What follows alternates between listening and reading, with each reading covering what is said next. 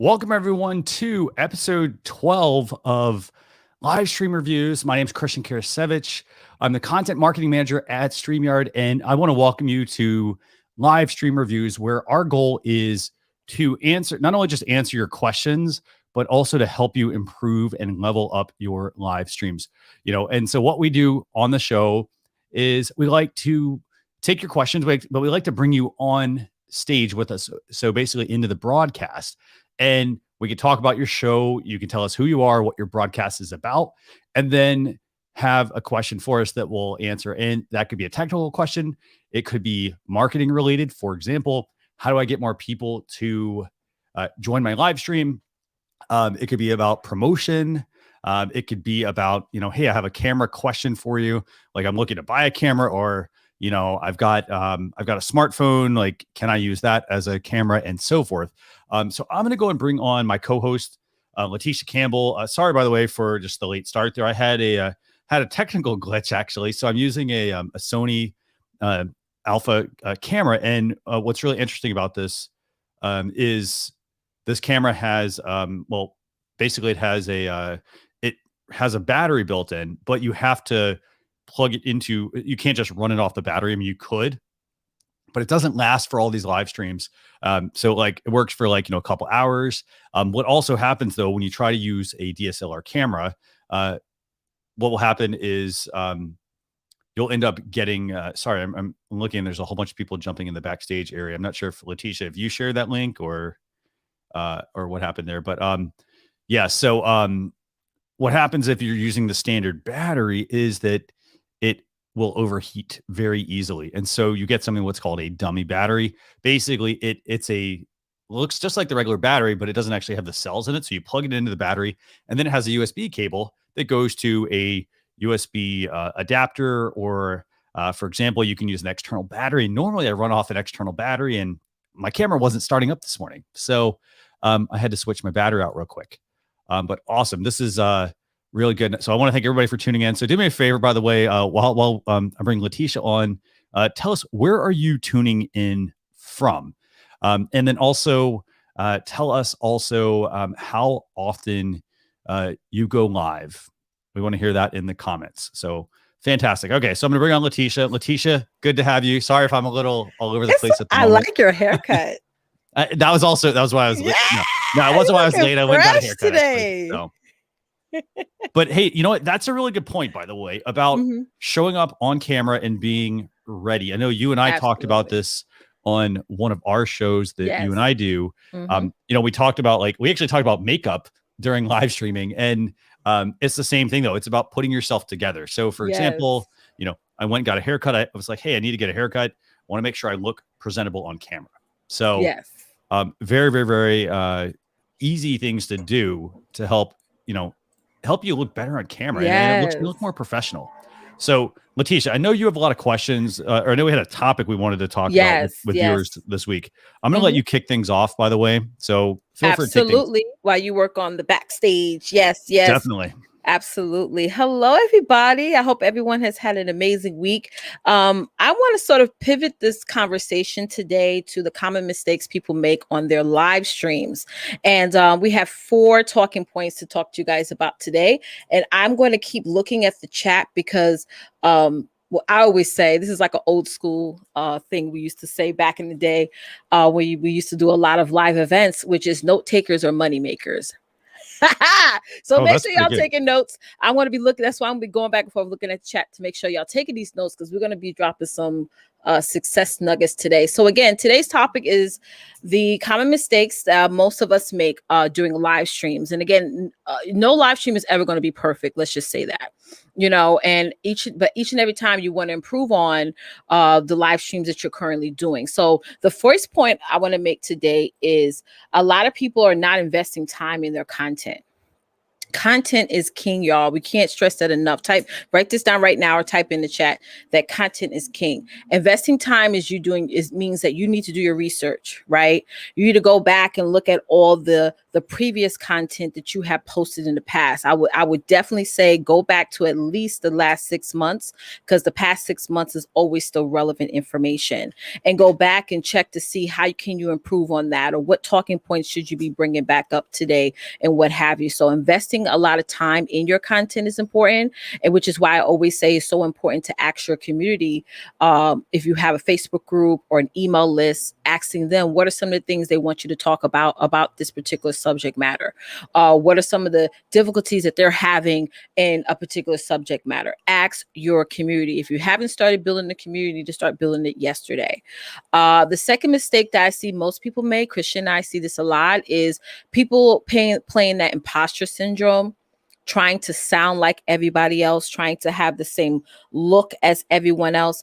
And people sort of know that, right? And it's one thing I always say, it's harder for you to show up as somebody else than as yourself. When you're yourself, it shows through your content. It shows through your live stream aesthetic, your presentation, just being you. Okay, so if you're live, loud, and in color like me, be that. If you're the introvert that's trying to get out there and just share some great information, you just want to share, hey guys, I don't like to do this every day, but I have some important info to share, then do that. That is so important, right? So the third talking point that I want to say is most people make the mistake of avoiding syndication. Avoiding syndication. Now I want y'all to write this down in the chat. Content syndication is more important than content creation. I'm going to say this again. Content syndication is more important than content creation. For those of us who have, this is just for those of y'all who have been streaming for a long time, going back and looking at your old content and seeing how you can cut it up, seeing how you can syndicate it is something that's going to be more you're going to have more leverage than any new content that you create. I'm going to give you an awesome example how you can syndicate your content by using StreamYard. So when you do a live, you have video content. So you can take that content, you can cut it up into 10-minute segments and upload it anywhere, right? Also with that same live, you can make it, you have the voice recording. So you could take that and you could put it up on a podcast, right? Then you have the text where you could put that. And I know, Christian, you may have some suggestions on that. You could take the voice and turn it into text and make it a blog.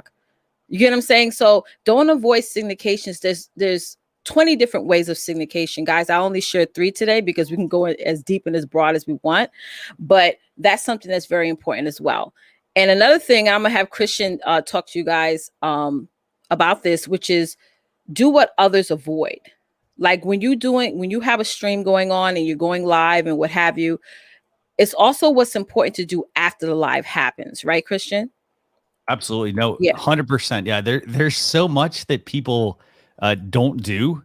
So back to your point, for example, about turning your essentially repurposing your content. Mm-hmm. So when you're finished with your live, for example, one thing you can, as you mentioned, like you can turn that into a blog post. Mm-hmm. So for example, you can put the written content together and then your video can be embedded, your video from YouTube, for example. So for those of you who say like, hey, you know what, I'm not getting anybody to tune in, or I'm getting like very few live viewers. Don't worry about the live viewers all the time. Mm-hmm. Focus on the replay and make sure it's good content that you're publishing. And what I mean by that is publish evergreen content if you can. Mm-hmm. So for example, evergreen content, this is content that like, it's not going to be like, if you're, for example, okay, so you're going to make a tutorial. Okay. Let's say it's a tutorial. Let's say it's a tutorial about a topic that always changes. Okay. So like, I'll give you 2 examples here. So for example, if I want to make a tutorial that's about like a feature, for example, let's say it's a Facebook feature, for example, and I want to make a tutorial on that. That's going to be something that's it changes like that. Yeah. Like literally by the time your video is published, it may not actually be relevant. So, so that, for example, is it's going to have a very short shelf life. Yeah. So you want to make sure, you want to make sure your content is relevant. Yeah, that's important. Yep. Now on the flip side, though, let's flip that around and let's look at this and say, okay, well, what's another example? What would I create that's like sort of evergreen content? Let's say it's a cooking video.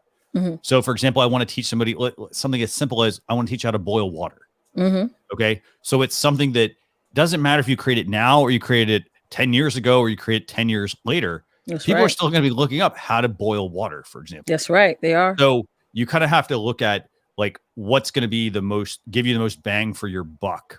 So going back to what Leticia said about, creating content, you need to spend time thinking about your content. Yep. Don't think too long on it, but then act on it. That's right. And it goes back to thinking of people always ask that question of, I want to go viral, right? I want myself to go viral.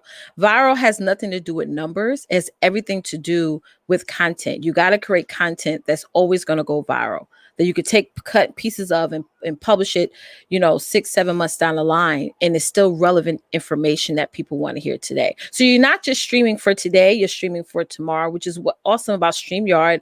And that is one of the only platforms that allows us to take our content and leverage it in different forms. Yeah. You have the video form, you have the voice form, and then from there, you can use other third-party apps or programs to cut up, edit, transcribe, put into reels, all kinds of stuff. I mean, you could take one broadcast and cut it up to over 20 plus pieces of content, and I'm really speaking to those of us who have been streaming for a long time. And even if you haven't, even if you just got started with StreamYard today, what you should be doing right now is every time you go live, download that live, upload it onto a Google Drive or somewhere where you can save it. Download the voice recording of that live. Upload it somewhere because you never know when you're going to be using it later on. Because I work with private clients all the time, and one of the things that I wish they have done early on, instead of us trying to recreate content for them, just taking something that they've published or uploaded for the past 6 months. If we take 6 months, if you took 6 months worth of the stuff you've already streamed, you have content for the rest of this year. You don't have to. Yeah, go ahead. That's an excellent point, actually, because what a lot of people do is they do their content and they move on to the next thing. Mm-hmm. They don't you don't give it time to take hold. That's right. So, and here's the thing, it goes back to imposter syndrome. A lot of people think, oh, well, I've got to match someone else's pace. So, let's talk about running. So somebody that wants to go, they say, hey, you know what? I'm going to go run a mile. Mm-hmm. And, remember how many of you remember oh, hey, you ran an 8-minute mile, or that was kind of the goal they wanted you to run or something like that. Right. Yeah. I remember that in high school. if you're not, here's the thing, if you're not a runner, for example, and you try to run an 8-minute mile, you may do it, but you're going to be huffing and puffing if you're not used to running. That's right. You're not, if you're not in shape, you're not used to running, all that sort of thing. So what do? You work up to improve your mile time, for example. Exactly. Yeah. And the same thing holds true for your live stream. So that's right. For example, in content publishing. So if you see somebody is churning out a whole bunch of content every single day, chances are what they're doing. Chances are they have a team that does all of this for them. That's right. So they have a team, and then on your side, you're trying to do everything yourself. Mm-hmm. So this is where you need to consider maybe you hire somebody to help you. That's right. A kid at home, a teenager, for example, and you want to, give them something productive to do. Mm-hmm. Maybe, this helps them go into a new career, for example, or you find somebody that can help with that versus trying to match the pace of somebody else. Exactly. If you've never really done it before. Yeah. And, the really only difference between us and the top influencers is they know how to syndicate their content. That's really the only difference. They take bits and pieces of their shows or bits and pieces of their, I have tons of branding films, and I just started to cut those down and I just uploaded another one the other day. But Christian, I think if people start to really figure out a way, which is real simple, how to commercialize themselves by saying, you know what, I have a live show I do once a week.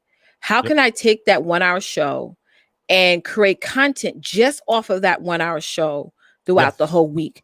Wouldn't that make their job so much easier, Christian? Instead of sitting here every single day thinking of when am I going to post today? When am I going to post today? No, you're already already created content just off of that one live streaming that should be at the top of your game plan, everyone.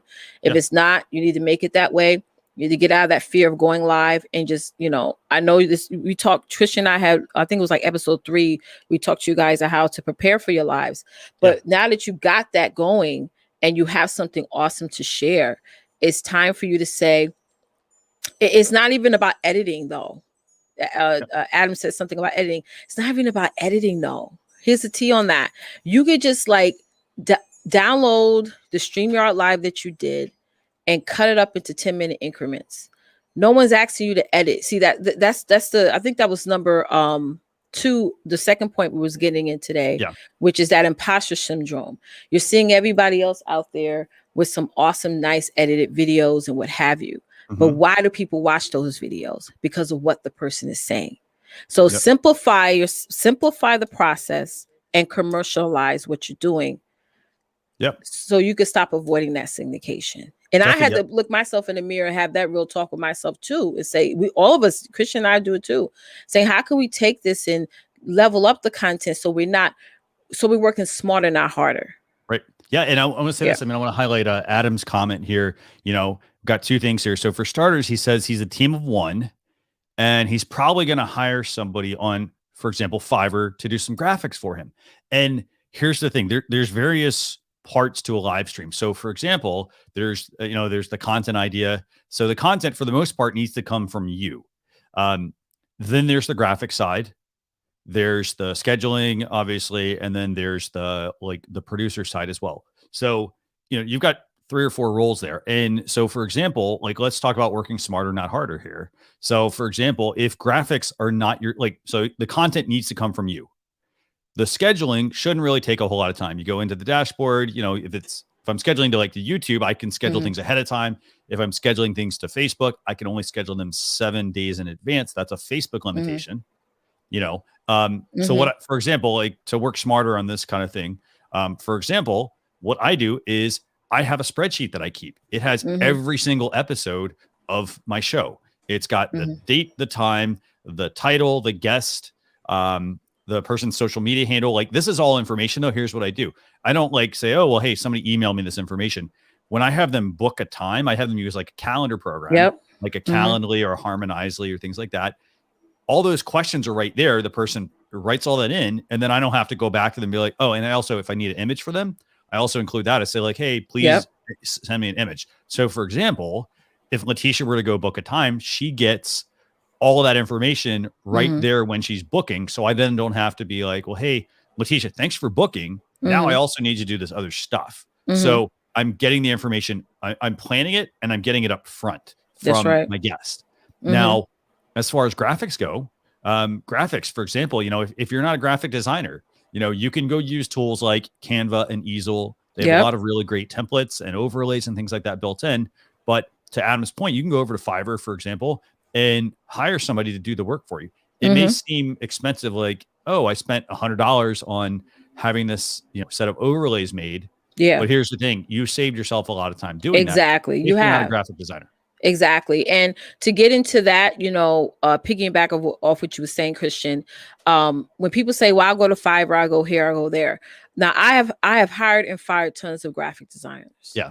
Okay. For various different reasons. That's a whole nother conversation. But my biggest thing is, if you're just getting started, first figure out your design. So it's best for you to go on Canva and do a design yourself. So when you do hire someone, they're going off of what's up here. They're going off of your look, your colors, your branding, your style, things like that. So it's nothing wrong with doing it yourself on that aspect at first. And, that could take a week or 2 or maybe a month. And then you say, you know what, this is the look I like. Here's an example. Here's the inspiration. I need you to pivot from there. Or else these graphic designers, even on Fiverr, will just throw their thought process out on you. And you're like, okay, you're stuck with that $30 or $10 design. So Canva is man, listen. You want to get into some of these questions down here, Christian? Yeah, sure. Yeah, that's fine. Yeah. Okay, cool. So we have Nicole. I'm starting from the bottom up. That's How fine. important are the bells and whistles, intros, overlays, etc.? Where to focus between content and bling as a starter? Um, I would oof, I would say right now I would rule out the bling. It's not about the mm, bling. it's So it's not. not about having the intro video, the outro video at the start. Mm-hmm. Have a set of graphic. Like for example, when I started with one graphic. I put an intro graphic up, and then so I put that up, and I use that as my thumbnail. I Mm-hmm. use it before I hit that go live button. I have my thumbnail already up on screen. Mm-hmm. I hit go live, so that way it's Mm-hmm. got a nice I want to say bookend. It's got a nice bookend at the beginning. Now, Exactly. what I did though was this. Over time, I said, I told myself, I said, hey, I don't like the way that my show ends Mm-hmm. because it shows me like trying to find the button and I'm still on camera. So what I did was I then worked on my delivery, basically my outro. Yes. And I Yes. got to the point where I have a certain outro that I use. And I say Mm-hmm. like, hey, thanks a lot for watching, that sort of thing. At that point, I put my outro screen up. At that point, I've added an outro screen. And Mm-hmm. now I can hit end the broadcast. That's right. And it's a cleaner transition. Mm-hmm. So like Mm-hmm. that's probably where I'd start. I Mm-hmm. start with an intro and an outro overlay. For example, I just have a background right now. We just have a background for this show. So so what we've done is we built three things. We built an intro graphic Mm-hmm. and a background, and we built an outro Mm-hmm. graphics, static graphics. Yeah. And then what we did was we incorporated, maybe a few weeks down the road, we incorporated a countdown timer. Mm-hmm. And then the next thing we may incorporate, for example, is an end screen for an outro video. Mm-hmm. So I would say, as far as like bells and whistles, like you don't need it. I mean, Yeah, start where you're at right now and work up from there. I'm coming from this perspective of starting out live streaming where we didn't have overlays, we didn't have intros, we didn't have none of that stuff. Going into it, I looked at it as I'm not paying for any of this stuff until I see a profit coming in. So here's why I say this. A lot of times, especially those of y'all who are in the business space, y'all paying hundreds of dollars for all this stuff, but haven't even figured out what your offer is and made an investment from that. So anything like we have a new show that we started about a couple of weeks ago. I have it with a different person, and we're like, listen, as soon as we get this much money, then we're going to get this. As soon as we get that much money, but we're going to keep streaming. See, sometimes, and Christian, I know you could attest to this.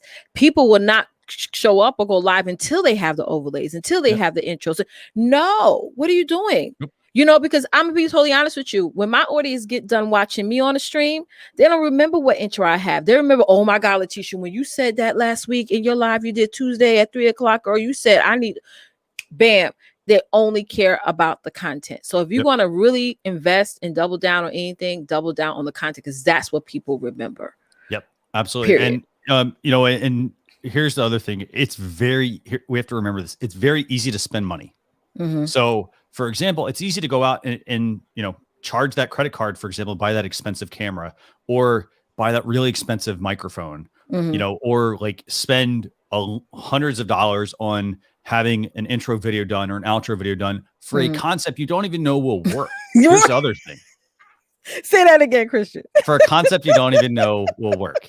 And this is why, like, so the things you need to do, you need to be testing things. So for example, if people we have people ask, like we had an episode of a new show we launched this week called Ask StreamYard, and somebody was asking like the best time to go live to reach the maximum audience.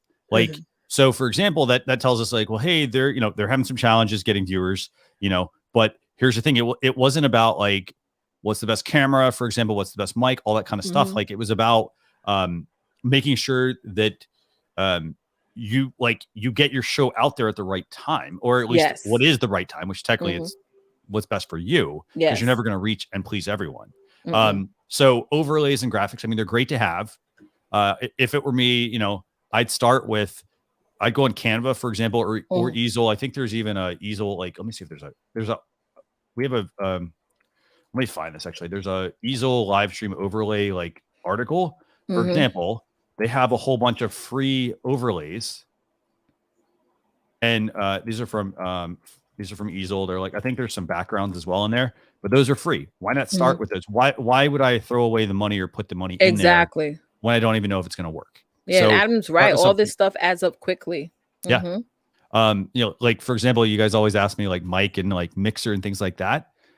I started off with a Blue Yeti. It was a $100 mic. If I had to do it differently, I'd start off with like a Samsung Q2U, which is $70 because I had my Blue Yeti. I then realized I wanted to upgrade because I couldn't. It was heavy. It was nice on my desk, but I couldn't move it when I wanted to be in a different setting. So the great thing about that $70 mic was that I could use it on USB or it was portable and I could use it on a mixer. And the thing with that Blue Yeti was it became a paperweight. So I wasted $150 on a microphone and then it just literally sat on a shelf. So if I had been smarter about it, I would have made the $70 investment. That gave me $80 worth of, $80 that I could have invested in a mixer or in having the intro and the outro static graphics made. Instead, I put myself behind because I spent money on equipment. So and then you still don't know, like you just said 2 seconds ago, you still don't know if the concept that you originally are thinking about is going to be something that you're going to end up with. Is actually going to work. That's the thing. So the attention needs to be on the content also as the foundation. So I see Lady Terrell. So here, let me do this. Let me actually. There's a couple questions I want to pull up. Sure. Pull it right up. And sorry by the way, if you guys don't like us going off on these tangents, sometimes let us know, please. This is great. We want to make sure that people are like that. That we're helping you. So let me see. So let me find these. And by the way, lots of people tune in from all over the place. We got North Carolina. We got Tanya from North Carolina. Hey, Tanya. We got Terry from New Jersey. Does a comedy improv show. Fantastic. Awesome. Oh, that's fun. Florida in the house. DJ Rodriguez. We've got Arab immigrants. I think you've been on as well before, actually. And you're in, I think Canada, maybe you're using a Blue Yeti with a Logitech Brio. Fantastic. Cool. So let me, we got Sherry Levon from Virginia here. Fantastic. Hey, fantastic. Sherry. Okay. And look at that. We're hitting the Midwest, Ohio. Great. Okay. So, and Scott, by the way, you're totally welcome. Glad we were able to help you actually. So that's great feedback. Let's see. So I'm going to start scrolling through some of these. So, do me a favor. If you want to drop the link to the backstage area, let's go and start bringing some people on. You got it. Lady Tarell, by the way, if you want to come on, do us a favor, turn on your webcam and then just let us know in the private chat what your question is so that we can get an idea beforehand. Oh, cool. We even got Taiwan tuning in. Fantastic. Ooh, wow. Nice. This is awesome. I've been there before. So, and I want to make sure we highlight Nicole's question here. Lesson number 1, content is king. Do that research and harvest from your previous stuff. Yes. So I think that was your takeaway from yours. That's cool. And by the way, we also have NLTMW here talking about for April, plans to go live every day because of, we're doing a StreamYard Veda challenge. So check out, let's see, I think it's facebook.com. Yeah, facebook.com/groups. That's going to be fun. Let me actually get a link to the Veda article. Actually, I figured it'd be easier than just telling you to like go try to find it. Yeah. Yep. So this is Veda on the StreamYard Facebook. And so here's the thing. I want to talk about this real quick. So Veda is like Video Everyday April, for example. It's it's something that's been started. Like a lot of people do this. And so the key thing with something like that is that's going to help you build your consistency. Yes. So like for those of you who are afraid of being, going live, for example, we've got I think you can win some really good stuff on that. But it's about getting you to be consistent going live, learning, for example, like if you look at what your current schedule is like during a given day, you're probably, if we said, well, hey, how often do you go live every day? If you don't have your show on your calendar scheduled, you're probably not going to go live. That's right. If you don't have time blocked. Yep. So time block. And then the other thing is if you get into doing it, then I think you'll stick with it. Yeah. So give yourself that push, just do it and go live. And then what you can do is you can reformulate things. You can improve things as you're going along. So you got to work up to it. Okay. So, and it doesn't have to be 1 hour. It could be a 10-minute live. It could be 15 minutes. It's just getting to that level of consistency, which I think this Veda challenge is amazing, especially during this time of the year. So Lady Tarell, if you want to join us, and I think you have a question, actually, I see your question in here. Something about a phone. Let us please come on screen. Oh, you just dropped. Okay. So, well, I'll answer your question. So even on a phone, can you do that? Not tech knowledgeable. Yes. So you can use StreamYard from your smartphone or your tablet. There's no app to download. You simply just go to StreamYard.com on the mobile browser and log in. So I think you're gonna, let me see. I think you get pushed over. I think you do Safari on the phone, maybe. Let me just double check. So yeah, just go to your mobile browser, StreamYard.com. No need for an app, and you'll be able to go right into that and start your broadcast. Now, remember though, there are features that are not going to work on mobile. Things like, and you have to, I mean, some of these are logical. Green screen, for example, screen sharing, adding in photos and videos off of like iCloud Drive, for example, that kind of stuff. So that stuff's not going to work on mobile. And you can't use an external mic either. You basically would want to just plug in headphones, get that mic as close to your mouth as possible. And then that would allow you to use StreamYard on mobile. So, and I've used it before. It works fantastic. You can turn off your camera. You can use the audio avatar mode. So yeah, that's pretty cool. Okay. So let's see. So we got a bunch of people here. Let me do one more question. And then actually, let's make sure we clarify this one. So DJ Rodriguez, so avoid syndication. So Leticia, can you clarify that, please? Yeah, that was tip number 3. Stop avoiding syndication. Syndication is basically you're taking one piece of content and you are using it in different forms. You're cutting up the video and maybe making it to 10-minute short videos to upload on other different platforms, on Facebook, Instagram, places like that. Or you're downloading the voice recording of your live and upload it onto your podcast. Yeah, that's what syndication means. It means you're taking one piece of content, and see, people get simulcasting and syndication, and they get those two confused. Simulcasting is you do that with StreamYard by just literally hitting go live, and you're live everywhere, right? And then syndication is taking that live and saying, okay, how I'm going to take this live and now create different pieces of content that I could upload, publish throughout the week, whether it be on a blog or as a IGTV video or what have you. So that's what syndication is. And a lot of people avoid that because either they think it's hard, which is not, or, there's various different reasons why some people don't do that, but you need to stop avoiding that. Yeah. Definitely. Yeah. So I got one last question real quick, and I just dropped the, so Mikkel, we're going to bring you on here in a second. Okay. Do us a favor, just put in the private chat if you have a question. Let us know what that question is. And I'm going to bring up one question real quick. So Moana McAdams asked, what platforms, tools would you recommend for cutting up video content easily? One of the tools, actually, Moana, that I would recommend checking out is called lately.ai. Lately? And yeah, fantastic tool. Leticia, I'll send you all these. Don't worry about that. I love it how we do the show. And Leticia's always got her notes ready to take notes. I always have a blank sheet of paper. Yeah. So lately.ai, what this does is you basically can put for example, I took my live streams, I could put them in there and it will actually go through and it will automatically cut up the video into pieces for me. So for example, think of it like this. This isn't just for live streaming. This is for everything you do. So if you're like, hey, you know what? I made a pre-recorded video, run it through lately.com, for example, because guess what? It's going to give you social media content. So you're not going to have to struggle to come up with stuff. It's going to take your existing stuff and chop. And now you get a lot of pieces to use. Yep. So yeah. And then you can put your live streams in there and whatnot. So definitely check that tool out. Okay. So let's do this. Let's go ahead and bring on Mikkel while I'm going through these questions here. And by the way, for people that have dropped YouTube links and things like that, what I want you to do is actually, if you can, come on screen with us. Yes. So I dropped the link, come on screen, and what we'll do is I'll then pull up your stuff and we'll just give it a quick look and have you kind of tell us what your show's about. Okay, Mikkel, are you ready? Okay, cool.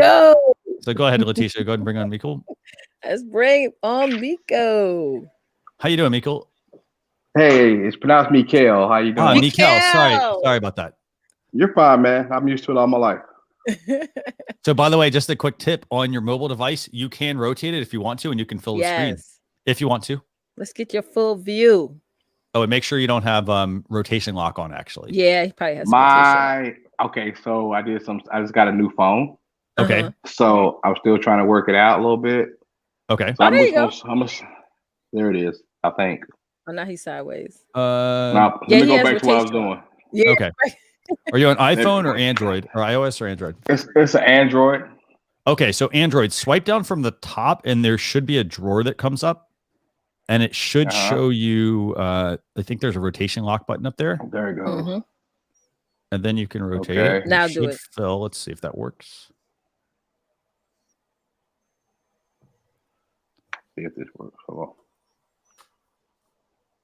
That's weird. Am I still sideways? Yeah, you gotta hit you gotta hit audio rotate and it should be highlighted. Yeah, I did. Like I said. I think he hit end actually. Yeah. We're gonna bring you back in. Sorry, by the way. Oh, come back in, Mikkel.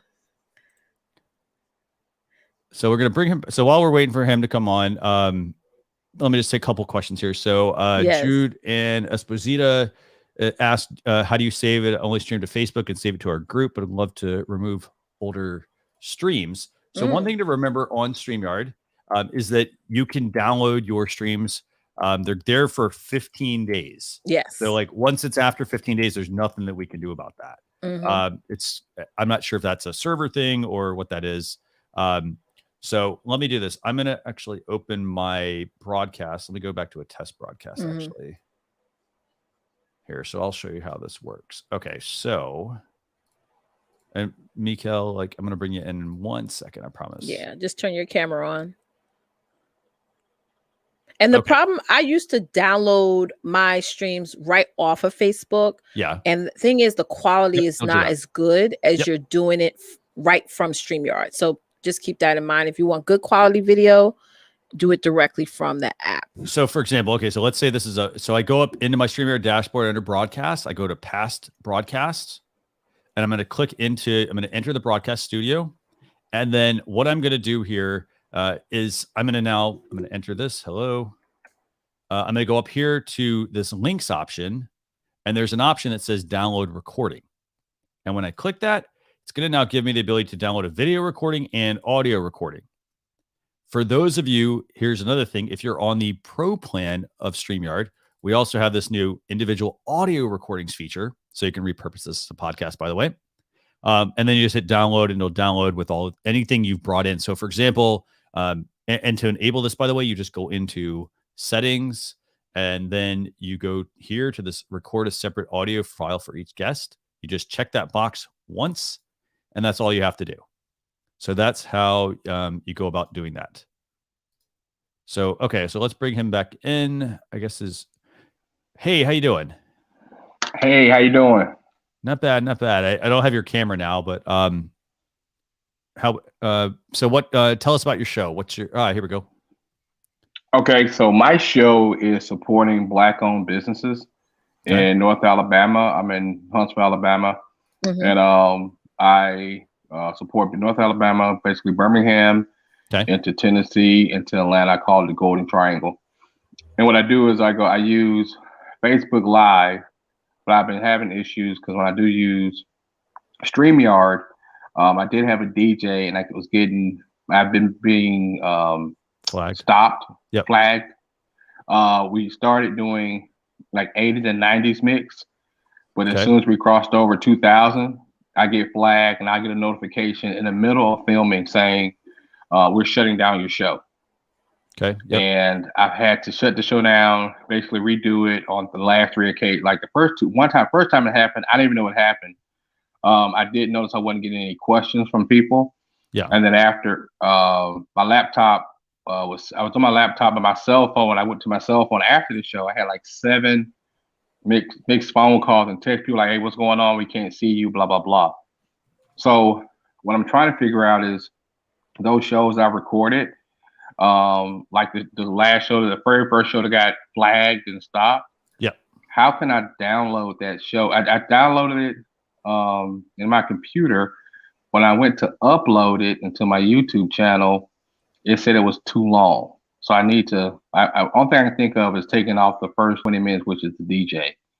Because the DJ was to warm up the crowd, basically from 5:50 to about 6:10, and then I do the talk with the host. This Thursday, I have Melody Hope from OWN Network, from the Love and Marriage series, which was the #1 ranked show. She's on my show this Thursday. She's actually a friend of mine. But I love the StreamYard. Sorry about that. I love the StreamYard platform. It's just that I'm having problems either downloading it if I can use it for another time, or getting flagged. Okay, so Leticia, do you want to take this one first? Do you own the rights to the music that you're uploading? Because I know a lot of times when you're playing music that if you don't own the rights to it, especially Facebook doesn't like that. Yeah, so what I have is, no, I don't, because, and this was the issue, or the question. Yeah. Like I have a lot of friends who are DJs, and they'll DJ live, no problem. During the whole time, there's no issue whatsoever. But when I do it during the Facebook Live show, and they'll do Facebook Live shows for themselves. That's why I thought it would work, but it didn't work. So I'm trying to figure a way out. I mean, I have a lot of DJ friends. They'll go live just for no reason. I mean, they're marketing themselves. Yeah. But when I use StreamYard, and he'll use Stream. I bring him in on StreamYard. He started DJing live. If the wrong song goes across, it gets flagged. So the only thing I think I could do is I hire somebody to have my own theme music. Yeah. So I would say this: you have to just be very careful about using anything that is copyrighted. So, like from a music standpoint, for example, some people will take they'll take something that they got music, for example, from YouTube, even if it's free music from YouTube, and they'll put it on Facebook, for example, and Facebook will flag them, but YouTube may not. Part of that's it comes down to licensing. Yeah. And so it's hard for me to say, well, why did one person get it to work and one person did not? Yeah. It just could be an algorithm change. It's like true something too. that Facebook happened to pick up on, or YouTube happened to pick up on. There's no rhyme. There's no reason. But the bottom line is, if it's not something that you don't have the rights to, I wouldn't use it. I wouldn't even chance it, because you're talking like legally, like, and I'm not looking to scare you, but like you're talking potentially thousands of dollars per violation. Like, so for example, it's not just about shutting your streams down. They would shut your streams down, but then the people who own the music could say, well, hey, you've been doing this for a long time, and they could come back and say, well, you know what? That's X a number of instances. Exactly. So I would have, if it were me, I'd have somebody create music for you, not even a cover of something else. That's the other thing. So it can't even be a cover, because they do pick up on covers as well. Yes, they do. Yeah. I mean, my brother does DJing. One of the he only primarily plays reggae. So you know how that works. So he has the artists do their own personal mix for him with his Killer One sound. And I'll connect you to him if you reach out to me on Facebook. I don't know exactly how he got that going on, but that's what he does. And that automatically, he's never been flagged. I even played it on my channel with his permission, obviously, and my video didn't get flagged. So I know a lot of them are doing that, just getting again, I don't know how it gets done, because I don't do DJing, he does, but I know that's how he had a workaround. Yeah.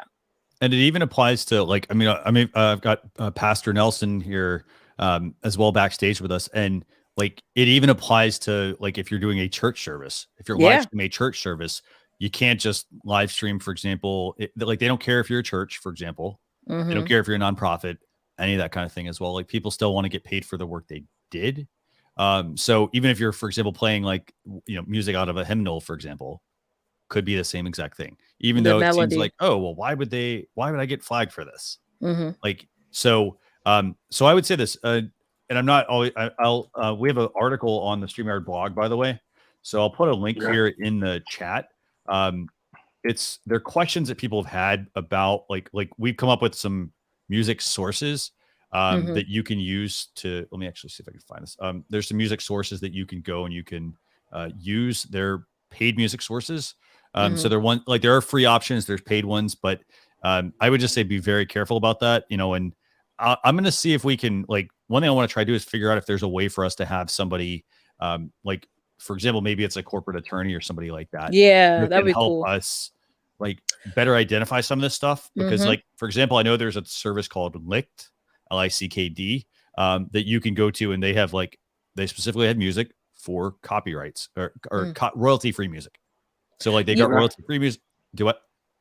Yeah, about your channel too. He mentioned that you said when you upload the video on your YouTube, it's saying it's too long. Have you verified your YouTube channel? Because once you do that, then you can upload longer video. Okay, when you say I'm new to the YouTube channel game, because so you said verify. Is that something I need to ask offside, or it might take too much time? No, it takes a couple of seconds, verify? Right, Christian? Okay. So as far as verification, you can so like the way usually verification works is they like it's just within your account. So they want you to create the account and then they'll want you to verify it. It'll be part of the process. There should actually be like a banner at the top. But if you go into your YouTube studio, so if you go to YouTube and then click on your icon at the top right, there's going to be a studio option. Look in there, like under, I think it's going to be under settings, maybe. Yeah. I did it one time, so I don't remember exactly. It's like you just do it once and then you forget how to use it, how to do it. Let me see if I can get the information. Let's see. So it's longer than 15. So they do have a thing where it's like 15 minutes. Yeah.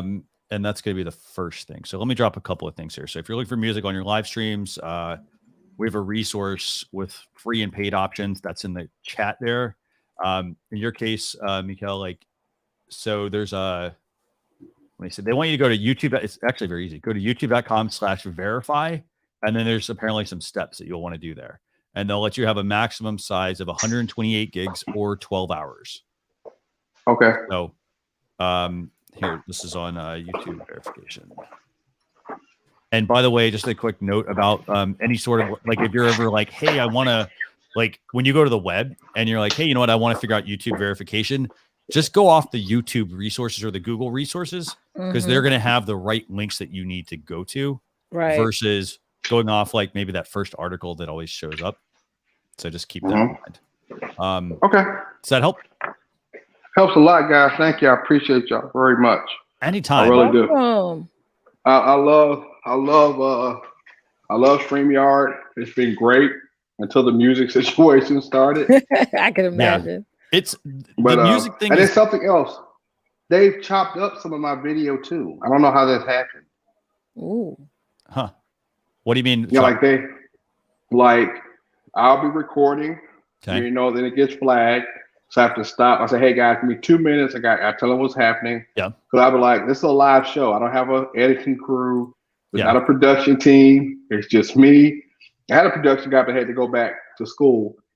And I'll come back, and I'll do the part 2 and I'll record it, watching it. And then I'll go back and watch it. And like the middle part of the show will be in the front part. And the front will be in the back. They'll mix it up. And that's only happened when I've been flagged. So it could be this. That sounds like some. I have a feeling. So, I think that I'm speculating here. I think that happens because partly when the video gets flagged, there's probably some process they kick off, and so let's just say it's YouTube, for example, or Facebook. It doesn't matter. They probably look at it and say, okay, your content was flagged. We don't want this to be playing. So they may automatically scramble it. Yeah. Does that make sense? I can see them doing that. That could easily be something that happens, because then if they still allow it, they sort of still allow you to kind of do that. Does that make sense? So I figured they did it. Yeah. I think that I was like, you know what? They're going to jack this up or I can't use it. Yep. And it happened to have been like my 3 best shows that I've done. And unfortunately, we found that after the fact. But what I'm gonna do is try to go back and upload. And I would love to reach out to you, Leticia, and just get some more insight on a couple things. before I get my YouTube up and running. And like I said, I want to edit on Sure. StreamYard if possible. And you said it was LICKD? Yeah, but do me a favor. Just check out the article that I put in the comments. Okay. Licked is in there, but there's quite a few other ones that we recommend. Like there's a whole bunch of services. Like for example, I use like an Epidemic Sounds one. There's all sorts of ones there, and they all have a little bit of different music. So I'd recommend checking that out. All right. Thank you very much, guys, for your time. I appreciate it. Thanks a lot. Anytime. Awesome. Bye. All right. Thank you for hopping on. So, just a couple of quick notes, by the way, and I know we got a lot of people waiting backstage. This is awesome, actually. So, if you have a question for us, I should have mentioned this. Use hashtag ask in your comment. If you have a feature request, you can use hashtag feature. This way, like, and I'm literally taking notes right now as people are putting features in and things like that. And then in addition to that, the other thing I want to actually just mention to you all as well is we have an upcoming live stream success summit, April 15th, 9 a.m. Pacific Standard Time. So that's 12 o'clock in the afternoon if you're on the East Coast. Would love to have you guys attend that. If you want to learn more about StreamYard, we've got some really great guests and speakers lined up. It's StreamYard.com/SY Summit. I just want to give you guys a quick heads up on who some of those speakers are. We've got Seth Godin. So if you've ever heard of Seth Godin, you probably have seen his books, Big Marketer. They use StreamYard actually. And so he's actually going to be keynoting our first Success Summit. So I know we've got quite a few people already signed up to join this.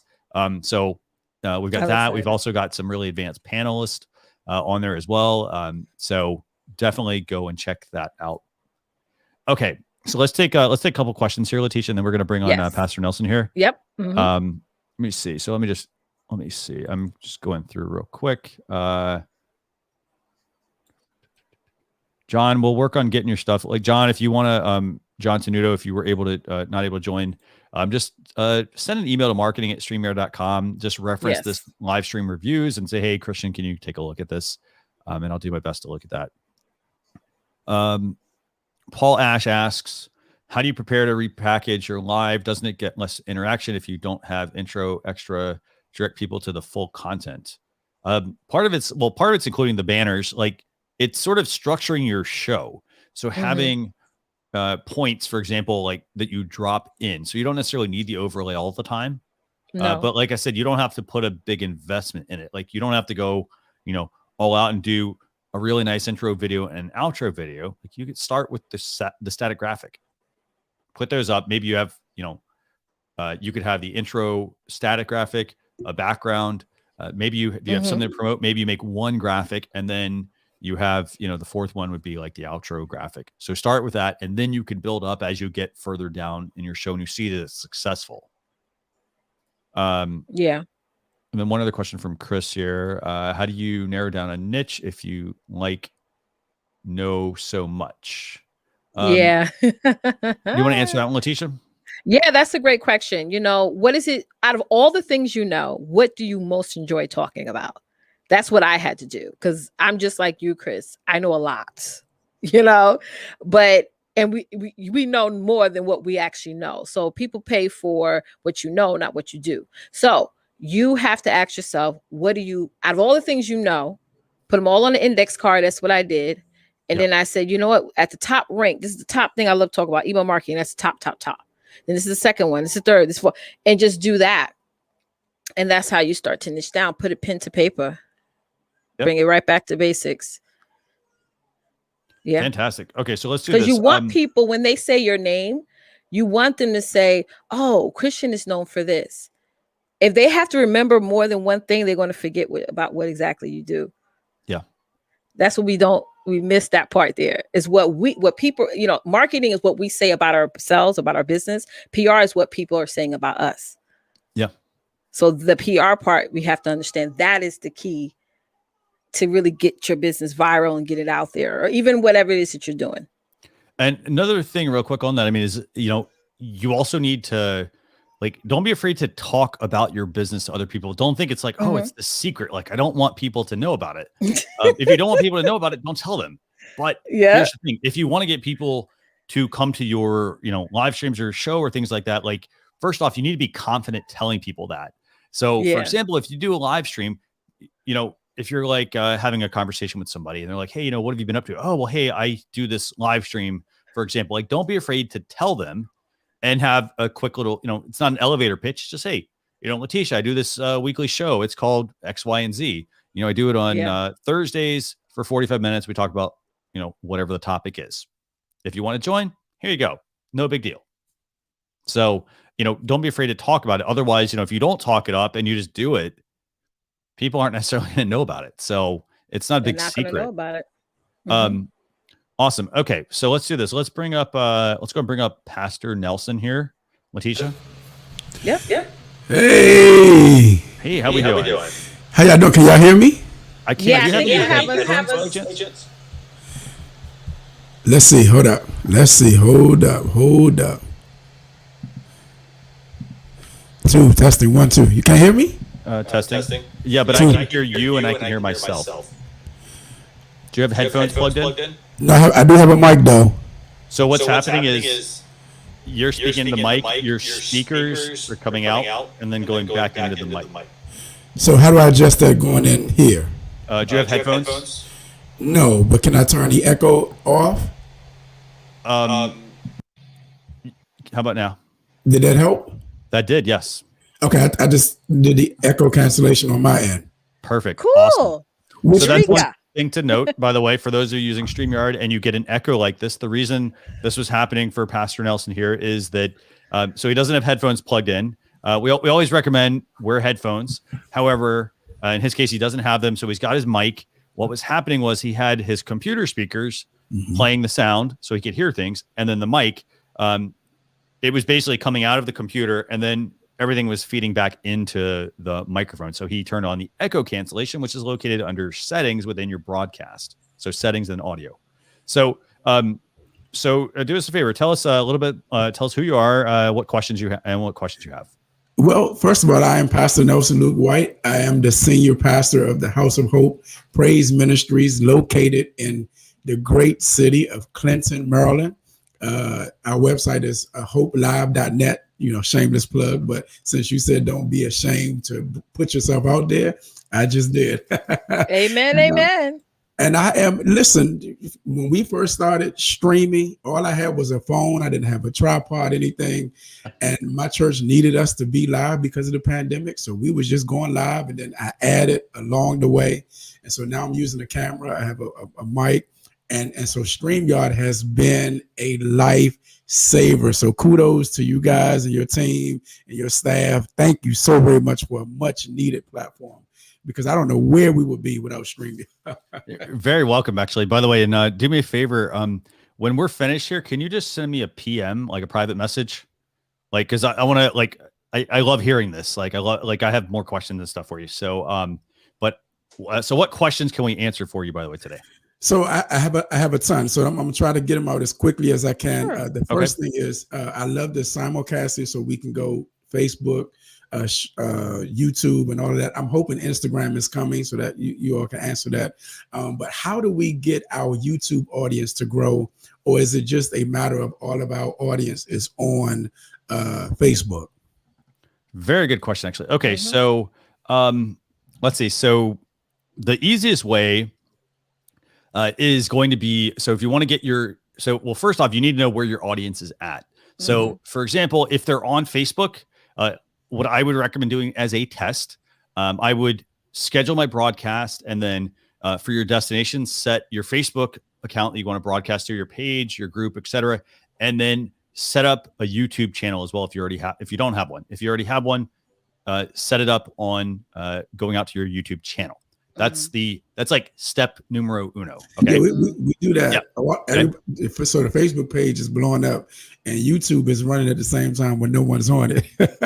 So the next thing though you need to do is on YouTube, and by the way, just send me a private message and I'll send you some other stuff as well. But so on YouTube, what you're going to want to do for every single video, doesn't matter if it's a pre-recorded video or a live video, you're going to want to go in and you want to optimize the title and the description and add some tags. That's going to be so what most people do is, for example, they'll set up they'll set up a broadcast and they'll call it something like what's your church, for example, or actually, you know what, do me a favor, what's your YouTube channel? I'll look this up right now. My YouTube channel is the same as the church name, so the House of Hope Praise Ministries. Yeah. And while Christian's pulling that up, because my church, First Baptist Church in Jamaica, Queens, is one.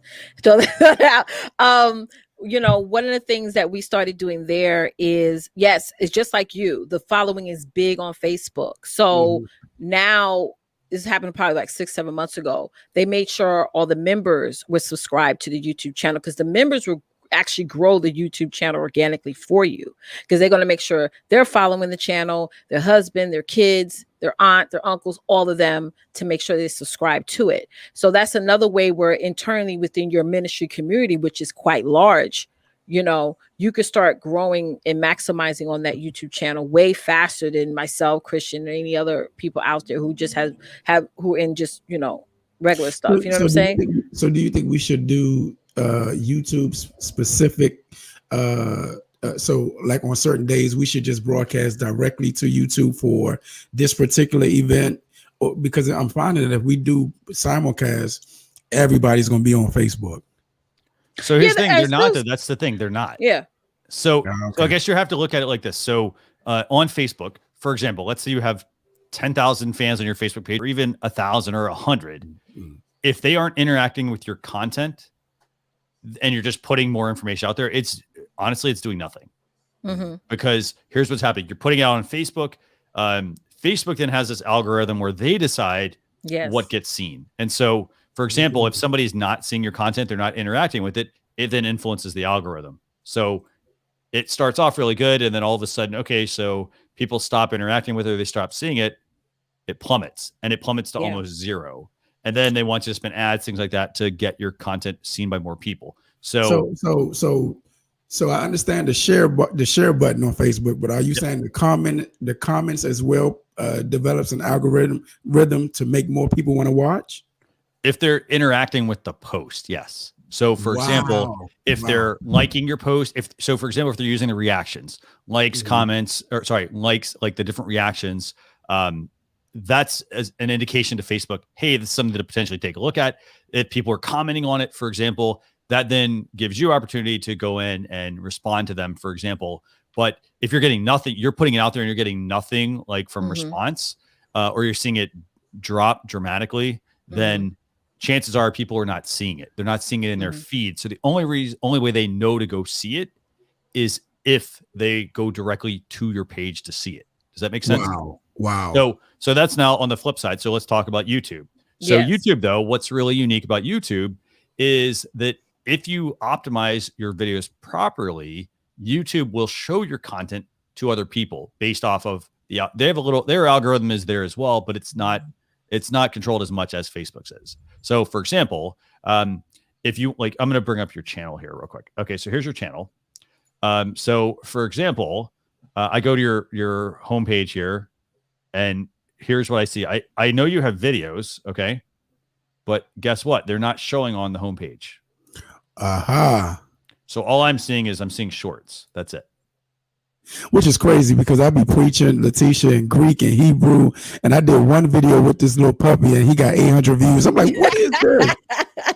Well, hold on. So part of it is you're doing a YouTube short, which is a very short video. A very short video. So that's part of it. That is a cute dog, though. Your other ones, if I go here and I'm going to look at, like, let's just look at your newest stuff. So, okay, you've got, look at this. You spent, I'm not calling you out on this, by the way. I'm just highlighting this for people.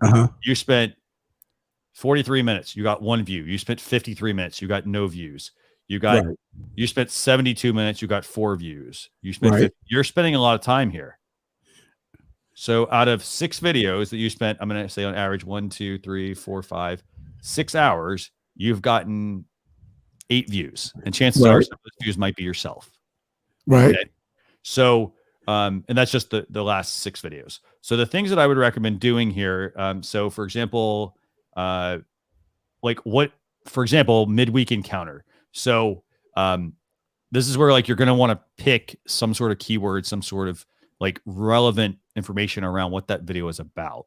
So for example, I'm going to open this video. If I go in here and I look at like so this is your title, welcome to midweek encounter. I see your description is welcome to midweek encounter. So you basically have said the same thing as the title and the description. That doesn't tell me anything about the video either. Right. Okay. Now, in addition to that, there's also this section here called tags, and there are no tags. Got you. Okay. Does that make sense? Absolutely. Okay. So what I want to do, I'm gonna bring up a StreamYard video here. So let me go and find one of these to bring up. So let's bring up something like, and it's also not necessarily about the number of like, it's not about like, oh, we're a bigger company or things like that. I want to share this. I want to show you this because this should hopefully make sense. Okay. So this particular video that we did was, so we did a live stream. Our show is called Learn with StreamYard. Okay. But this video, I titled it, How to Use a Smartphone as a Webcam. Okay. So this is the video. So it's how to use your smartphone as a webcam. So I'm going to walk you through this. So we have a show. Our show is called, it's on the StreamYard YouTube channel. Our show is called Learn with StreamYard. Our title of our video is How to Use a Smartphone as a Webcam. So this is, people are able to like know what they're going to be getting when they watch. Does that make sense? I got you. So that's my title. So now when I break down my description, so here's my description. So I'm like telling people, learn how to use your smartphone as a webcam. You're going to join, who are you going to be learning from? So for example, we had the guy that made the tool. We've got the tool. We've got myself. We've got our social media manager, Julie Riley. And then we highlight a couple of things people are going to learn. For example, they're going to learn how to use their smartphone as a webcam. They're going to learn how to turn their smartphone into a webcam. Does it make sense? Got you. And then there's this section called tags that we talked about. And as you can see, I've got quite a few tags here as well. So these things go in, and then this is stuff that YouTube looks at. So it doesn't matter if this is pre-recorded or live. This is stuff they look at. Yeah. So let me see if I rank for anything. Okay. So I rank for a couple tags. So I rank for like 3 things right now. And this, I didn't even know all of this. It increases and it decreases. So for example, when I start this live, I might be ranking for like 10 tags, but then over time it might diminish because it may not be as popular at the moment. But you can always start to rank for things as well. Does that make sense? I love it. You just helped me. It's good. That's what we're here for. Yeah. So here's, I'm gonna let you guys go, but my wife is always telling me, you're doing too much. How much is too much? Because I'm like, the pandemic, people are home. Is there a too much, or is there a not enough? Leticia? Well, it depends on, is she saying you're spending too much time doing it, or is it like you're overwhelmed? She said, you wearing the people out. You wearing them out. Are they saying that? How often are you? Let's do this. How much? What are you like? Explain. Just give us a quick 30-second rundown. What are you doing? So we had a Monday night where we interviewed authors, business people, things of that nature. Then of course we would do our midweek encounter, which is like into our Bible study, and then we would do Sunday morning. Okay. But that's how it normally is. I grew up going to church every day other than Wednesday, but we had to go every day during the week. So it's like you're given that, white glove effect, by bringing your ministry online. Now, if the members are okay with that, with what you're doing, then go for it. But I will also build a community at the same time. Like, do y'all have a Facebook group, or are you collecting emails? Like, start, pivoting, doing things like that. So to constantly make sure the members don't go astray, because there's so many ministries out there online now. Absolutely. It's like millions. So you want to make sure. So look at, the top people like the TD Jakes and the mid-level ministries, and then the ones that are just up and coming, and see exactly what they're doing. So start doing like your market research now.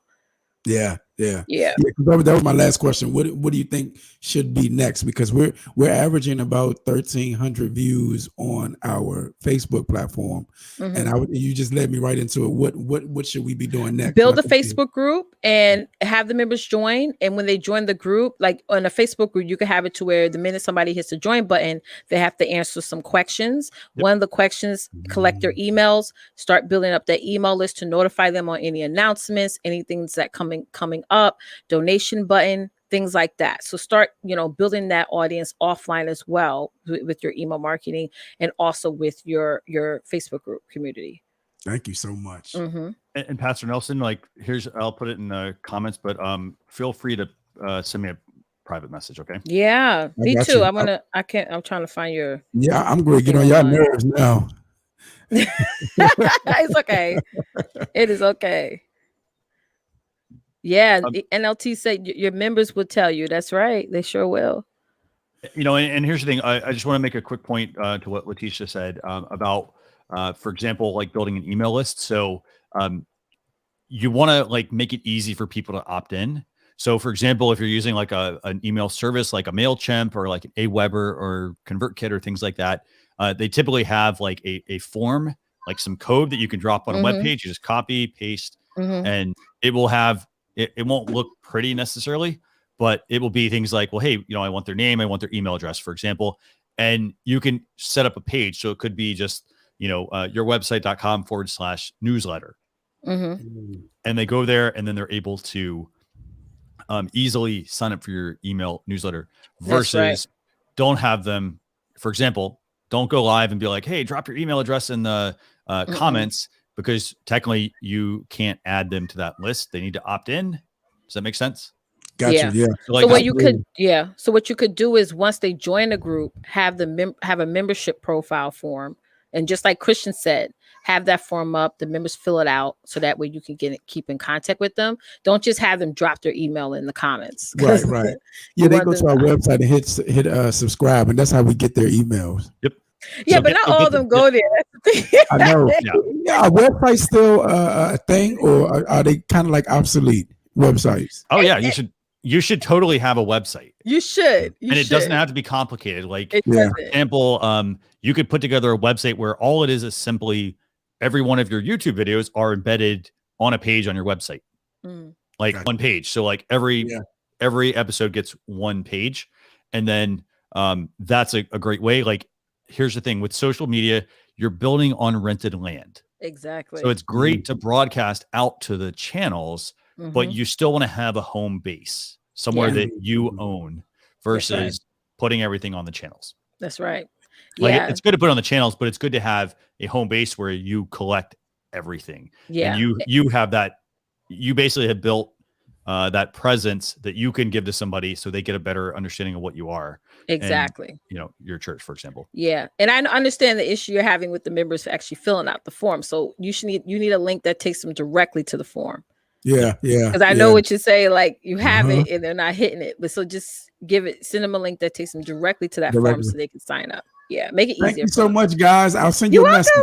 Awesome. Also, we'll talk and by the way, you got some fans. So Dr. Weber in here says she loves the purple and yellow. Those are her brand colors as well. So looking good. And your video quality is really good, by the way. It is. It is.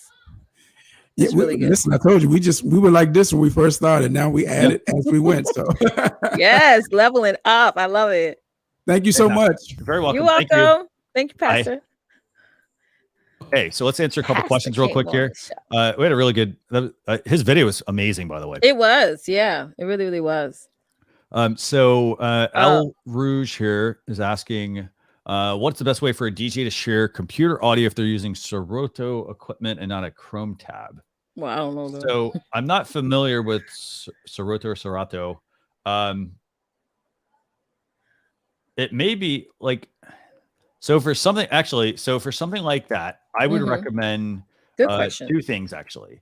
So the first one, if you're on a Mac, I'd recommend using, I'd look into a tool like Loopback. So check out Loopback if you're on a Mac, and then if you're on a PC, let me actually get the video here as well, by the way. Yeah. If you're on a PC, I would check out Voice Meter Mm-hmm. for something like that. And I'm going to also share a video for that one as well. Let me just find it real quick.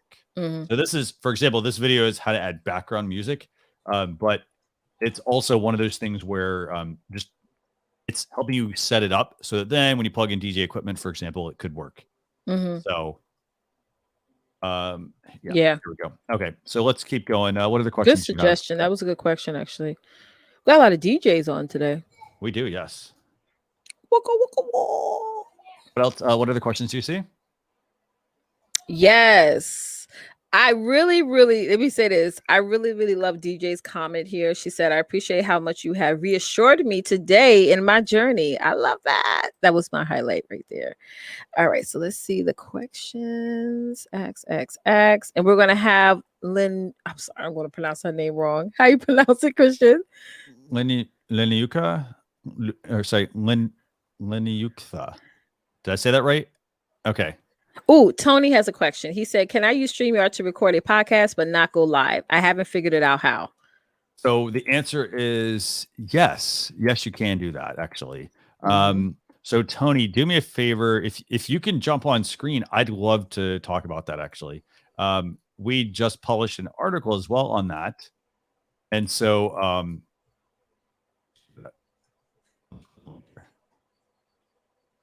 but if you want to come on screen to talk about that, happy to walk you through that, actually, because it's a question that that we had quite a bit of people asking, and so we made an article on it. So, great one.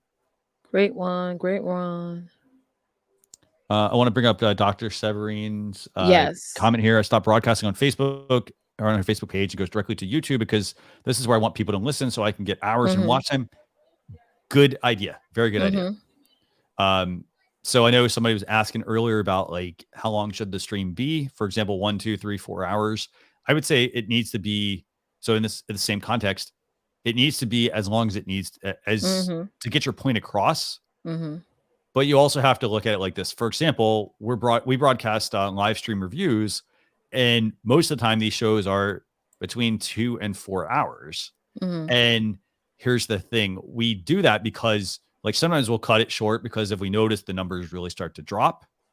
Other times, we do have time constraints, but we always, partition, or we always set aside, 2 to 3 hours to do the show. So I'd say this. I mean, the longer your show times are on the channel, you do want to get people to watch, but you want to make sure that people are still tuning in. So if it's exactly, if you're like, hey, I'm going to stream for 3 hours and people aren't watching and you're getting 1 or 2 people, why would you stream for 2 hours if you're not getting anyone to tune in? I think you'd be better off streaming for like an hour, for example, and then use that other hour to network. That's right. Bring people to your stream, things like that, Yeah, you have to have, the content is important. If the content takes you 1 hour, go for it. But again, it's also, you have to look at who's tuning in. What is your call to action? Are you getting them to join your group? Are you getting them to join your list? Are you getting them to buy your offer? That's what it's about. One last point here. Yeah, go ahead. Yeah. And definitely with the young lady that mentioned how she builds her traffic towards YouTube, that is great. But also keep in mind to syndicate that. Take the best parts of that live that you did on YouTube, cut it up, and upload it on your other platforms so other people can tune in. Definitely. So I'm going to YouTube show. I'm going to highlight NLTMW's comment, and then we're going to bring her on, by the way. So if you have 100 people to watch, why does it matter where they watch? They should watch where they're used to watching content. Some people will just not use Facebook, for example. It is a good point. Like, for example, if somebody says, when's the best time to go live to reach the most people?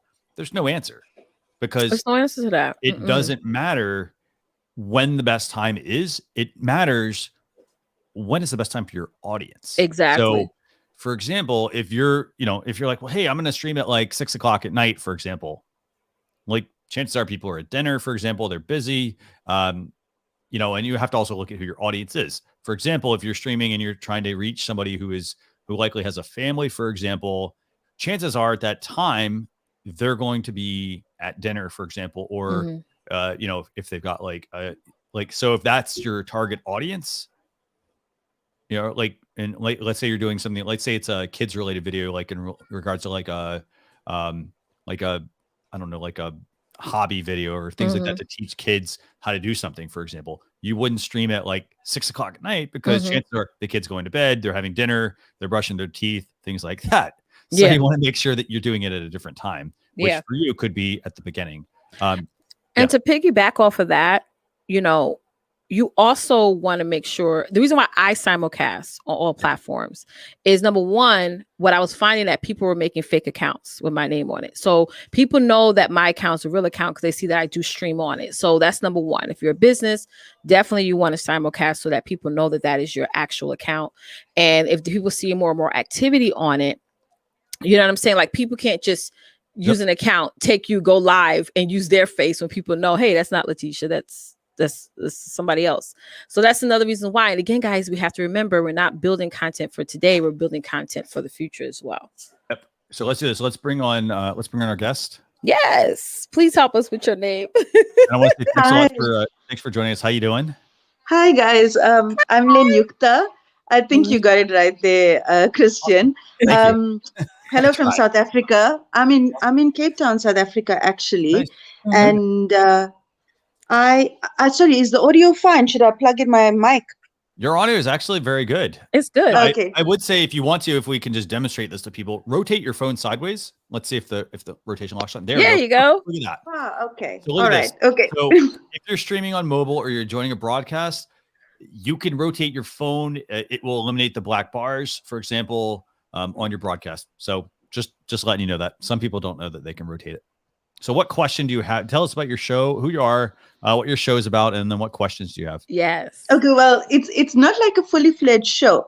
I kind of stumbled on StreamYard purely by accident on Facebook. And it was at a time I'm quite involved with the sport activities in my country, specifically for Q Sport. So 9-ball, Chinese pool, snooker, and blackball. So those are the different Q sports that are played in the country. And obviously with the pandemic, we were restricted from having live interaction with players across the country like we usually do. So it kind of forced us to come up with ways to make the sport accessible. And then the whole virtual playing of pool was born through the pandemic, was forced actually from the pandemic. So what's happened is a lot of some of the people that started with the virtual formats, they were using Zoom. I was drawn to StreamYard specifically because the thing that caught my attention was the ability to bring up a comment on the stream. And I loved that because prior to us going full speed ahead with virtual tournaments, we realized that having commentary and stuff on live streams when we were able to do it garnered so much more interaction on the posts. And like you said earlier to the previous guest, when there is interaction on the live stream, then there's 100 more people that join, and it's probably due to the algorithm that you alluded to. So what I would love for you guys, I did share the link in the comment section on your live stream on Facebook for how we are doing it. So to give you an idea, we have one team on this side and one team in another part of the country. And obviously we have to change the rules because they're playing virtually, but they actually are engaged in a tournament. So what I've been doing, I've got a team that we most of us are volunteers. I'm also involved with the professional circuit, but this is more on grassroots level where we're trying to introduce people to the sport and get them to play. Nice. So what I've been doing is using the banners on StreamYard to update scores between the two teams, that sort of thing. And then we obviously have somebody, to highlight comments. And if possible, we have somebody with commentary as well to get more interaction on the post. Now, there are apps out there that allow you to do live scoring. I don't know if you guys are familiar. There's something, for example, called SportCam. It's a wonderful tool that you can embed onto your Facebook stream. You can't do it with StreamYard. But I was thinking if those kind of features, because I don't know how many people are using StreamYard for sport at the moment, but we definitely are. And I am trying to think about all the other ways, we can make streaming, even if it's live tournaments. Besides the virtual thing, I've got a big event coming up with the top players in the country participating. I'd love to be able to showcase all the tables. I'd love to be able to have a score that can be updated immediately. I'd love to be able to have commentary without too much background feedback. And also what I found with the virtual streaming of sports, if we mute mics, it really affects the ambiance. With sport, you need to hear the teammates cheering. You need to hear the background vibe, whether it's the music. And I know with the link on Facebook, somebody spoke about, their stuff getting blocked. But just so that everyone knows, what we do is we just type in. So even with StreamYard, when I pre-schedule a live broadcast, I will type in there that we don't own the rights to the music. So then Facebook won't block it. Because so by very it works. It actually doesn't. It actually doesn't. Like, just, it doesn't matter that you put that in there. Facebook doesn't care. Yeah. It's no. But my first, Christian, actually, my very first stream with StreamYard was blocked by Facebook, because I didn't. I didn't do that. We were doing it previously, and I forgot to do it when we went live with StreamYard the first time. So consequently, we've been putting that in, and that helps. For some reason, it helps. So and because we've always got a lot of American music playing in the background. So I was wondering, it would be fantastic if there are other people in the sports industry that's using StreamYard. I would love to talk to you guys about making features available to really take, sports broadcasting to the next level, especially in terms of live sports. I mean, there's other sports as well that I can see this being applied for, like, for example, darts, even chess, that kind of thing. I could definitely see that transition as well. What it sounds like to me, with all the list of things that you was mentioning, looks like you're going to probably need to hire a producer very soon to be able to do the switching and managing, so that you could focus on the audience and the content and stuff like that. So try to look into that. If I were you right now, I would probably sit down and write out your show flow. Like, how do you want things to get done by, okay, the first 10 minutes, this is what we're going to do. The next 20 minutes, this is what's going to happen. This needs to be pulled up. This countdown needs to go here. But I know with sports shows, a lot of times you don't know when somebody's going to make a touchdown or whatever. But I really think maybe, you hiring some help would get things sort of streamlined for you and moving easily. Yeah, it will. I think, to be quite honest, I've managed to do it being a player in the team, updating the banner with the scores, highlighting certain comments from the peanut gallery. So it's doable. It's doable. It's not ideal if you're also participating in the competition. I was just, this is more from the perspective of, developing features to make it a lot more easier and a lot more smarter. If we could, rival with you guys, you all have ESPN, I think, in the States. We want to be able to elevate it to that level as much as possible with as many things that we can do, because we do see the potential. We do see the potential for it. Wow. So, do me a favor. So what was the tool you mentioned you said you were using? I can't use that tool on StreamYard because we did contact. It's called SportCam. Okay. So I'll look that up. I'll look it up and see if there's something. As far as feature request, I would say this. So it's SportCam app. Is that what it is? Yes. Okay. So I'll look that up afterwards. So for a feature request, you want I'm making notes right now to our team. So you basically want to be able to update live scoring, basically. Yeah. And I know at this point, I can switch between. I can have different tables for my sport. I can have different cameras on different tables and show which one I want to be shown at any given time, or even show more than one. So that's fantastic. Like I said, my one major concern was having to switch off the mics if I have more than 2 guests on because of the feedback that's created. But then I also cut off the ambience, and that, it affects let's say, the viewing quality for potential viewers. Yeah. So okay. So I have a sort of I guess a tip maybe for that. So one thing you have to do. So a lot of people will do this. They'll take their smartphone, for example. They'll take this, and what they'll do is they'll do 2 things. They'll just turn the mic all the way down, for example. And the thing is, I will say this: just doing that does not actually mute the mic, and that's an Apple thing. It works on if you've got, for example, a laptop, same thing. Android probably works the same way. It does not completely mute the mic. So it turns the volume on. So when you then when you have that camera open, you're going to have feedback.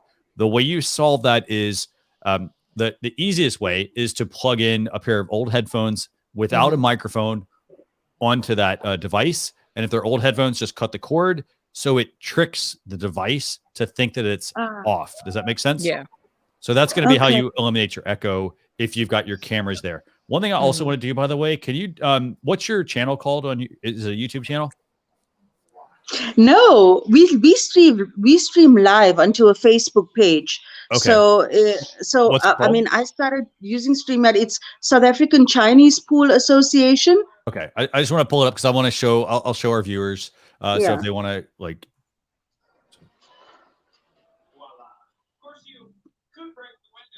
But I want to thank Elwin and Charles and Sofan. Thanks a lot for being patient, by the way. We're going to bring you on here in a second as well. So you've got, I think I've got the right one here. Let's see. Okay, so you've got some rankings here. Let's just see. And I want to show our viewers this. So basically, I think this is your Facebook page. Hopefully I got the right one, right? Yeah, I think there's just one. Okay, is this your page?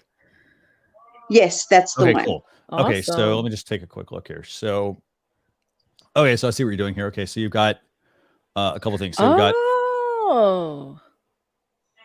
So no, this is very good actually. So okay, so you basically So the first thing I would say is, I would recommend if you get the feedback here, plug in the headphones, trick the thing into thinking that it's on. Yeah. Or sorry, trick the thing thinking that the microphone is off. That's the first thing. Another thing you could also do, and we just published a video on this. If you go to the StreamYard YouTube channel, we just published a video on it's on using your smartphone as a webcam. And so I'm wondering, like, this will actually like let you also get better quality as well. And there's some Zoom features that you could tap into. So if you plug into like a laptop, it'll let you use your smartphone. This is so cool. But this is really neat to see how you're doing. I love pool. I love me some pool. Yes. You need a producer. I can tell you right now. You need. Yeah, that's what I was. That's the first thing. I've been winging it, guys. You've been doing a great job. You have, but I do see this going to another level for you, which is amazing. Yeah, because I was thinking of also having some international tournaments on the platform.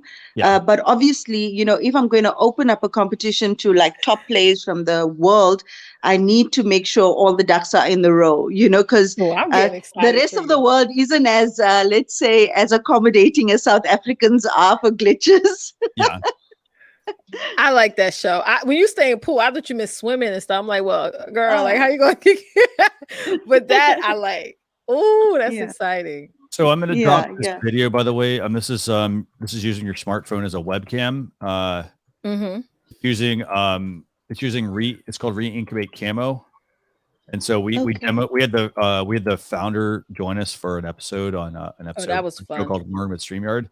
And so I would recommend checking that out. Check out the software. You can download, you can try it out.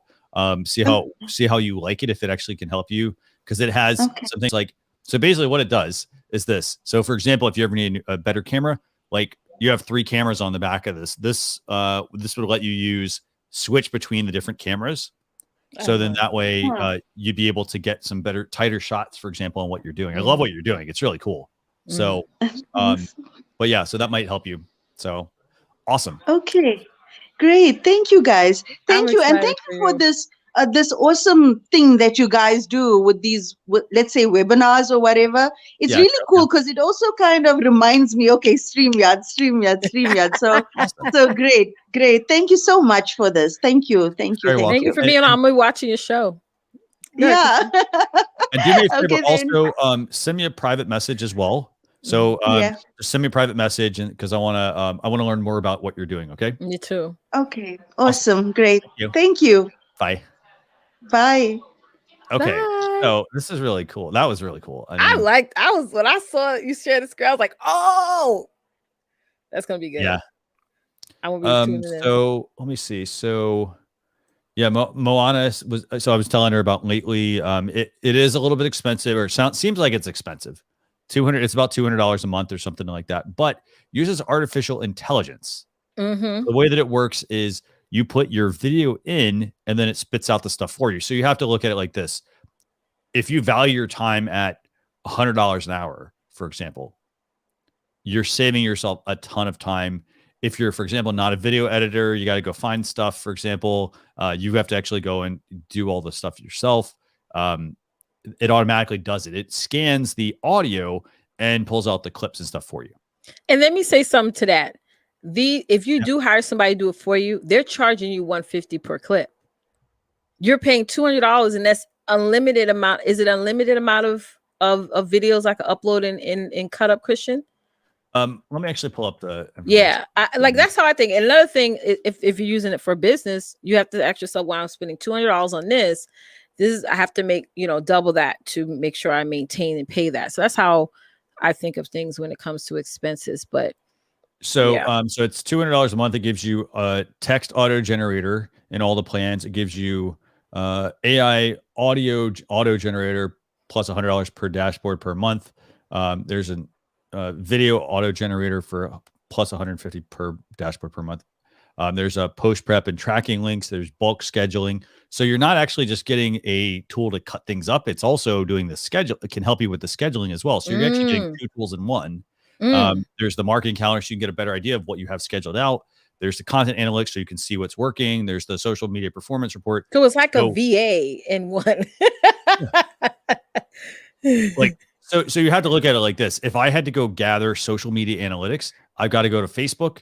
I've got to go to YouTube. I've got to go to Twitter, for example, to gather that information. More time away from other things. Exactly. So you have to just look at it from a cost benefit analysis here. Okay. So let me answer a couple more questions. Cost benefit analysis. And by the way, Heather, love that. You like the flow of the show, each step during the broadcast. Yeah. So, again, we love doing this. This is why we do this. That's right. Yeah. And by the way, it looks like Albert noticed our big spike in viewers as well. We noticed we had maybe 30 or 40 tuning in, and then all of a sudden it spiked all the way over 100, which is pretty amazing. That's right. And this is only the 12th episode. Yeah. Let's see. So let me just look at this. RVing with a group using StreamYard for the last 10 days. I'd like to have it all saved and uploaded, downloaded. So that's something you're going to have to do on your end, actually, RVing. You have to download the videos yourself.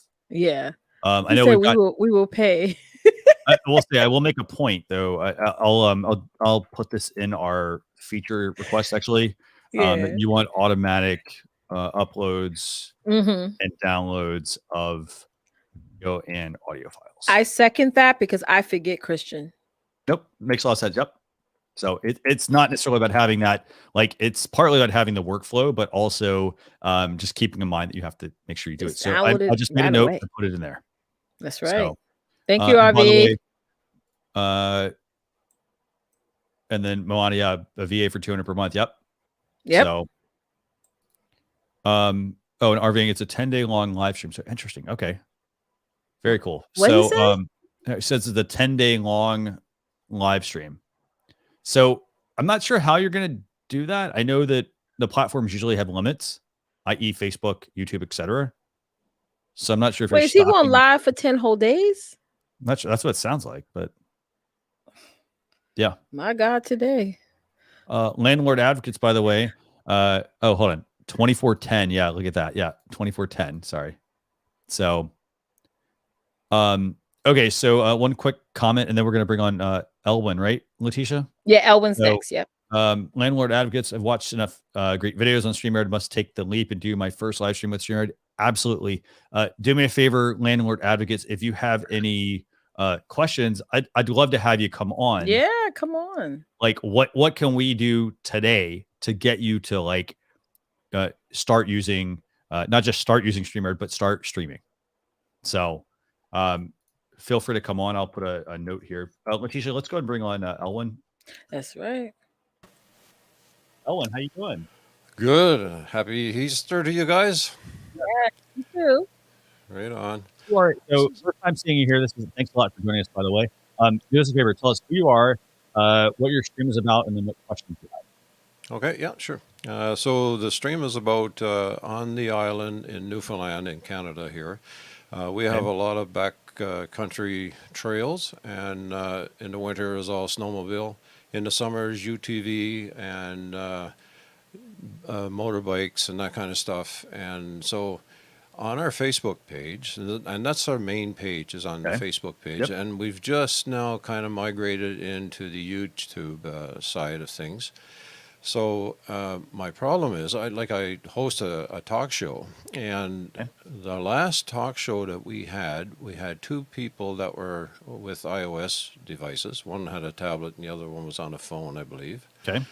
And I got this cracking noise, and we asked them to mute their mics, and we tried different things, but it kept happening, and I wasn't sure where it was coming from, but we carried on the show anyway. Okay. But it was annoying. It was just like someone typing on a typewriter or something. So offline, my wife has an iPhone, so today I went and logged onto her phone. And I got that same noise, that same, little cracking thing, right? Yeah. And then, so I said, okay, I'll stream to my Android. Okay. And it was crystal clear. So I don't know if it's something that I'm generating or if it's something that's unique with an iOS device or what. But the whole show, like halfway, not even halfway, as soon as we got going with our guests, it was like that little cracking noise was happening the whole time. And so I had to mute two of them that was running the iOS device, and I got that little cracking noise go away. But I mean, they were our guests, so they were doing most of the talking, so I had to bring them back on again, right? So yeah, I don't know if that's something that's common or if it's just something that, if I'm pushing it out or what, I really don't know. So one of those things that I think so the first thing I would say you should try, by the way, is I'd recommend if you ever get cracking or any kind of like interference when somebody immediately joins, I would have them leave and then come back in. Yeah, I've done that twice. Okay. So I did that's it pre-show, right? Actually. So. Yeah. So that's one thing I would do. And LTNW, that's an excellent point he just makes, by the way. I saw that. So first thing also I would say is have everybody wear headphones. I assume they probably were. No, there was three that wasn't, and I mentioned that prior to the show as well, like when we were in the back room, and they're all new at this, and in front of a camera, and they're a little nervous, and the volume is up. So that's we come on 15 minutes prior to our show just for that reason, right? Mm-hmm. Yeah. So I'd say for starters, I mean just to kind of help. By the way, for everybody who's watching, and if you get people that if they're new, for example, and they're not using headphones, I would say this: just tell them it's common courtesy to wear headphones. Yes. Even though it may be like somewhat uncomfortable, things like that. The reason is because, for example, everybody can then hear your broadcast, and everyone else that's not wearing headphones, if they're not wearing headphones, it's also picking up any kind of noise in their area. So it could very well be like something they bump into, for example, if they've got a creaky chair. I'm just throwing some ideas out there to people. So encourage them to wear headphones regardless. But today, now, when I logged on to my wife's iOS phone, the iPhone, I got it too. Now, she wasn't having a headset on or nothing. It was just open mic kind of thing, open speaker, right? So also, though, to that point as well, so it very well could, I'm just throwing this out there, could be an iOS bug. Do me a favor. Can you actually, let me see, it's StreamYard.com/contact. Okay. Can you do me a favor and just like shoot them a message and just say like, hey, I've been using whatever the version of iOS is, send them the like version that you're using, or like your wife, make sure like what model phone you're using, if you're using a tablet, for example, and what like the browser, and obviously what version of that iOS operating system you're using. And then also, if you happen to have a link to your channel, I'd love to have you send them that. And the reason is because so I just put it there in the private chat there. Cool. Okay.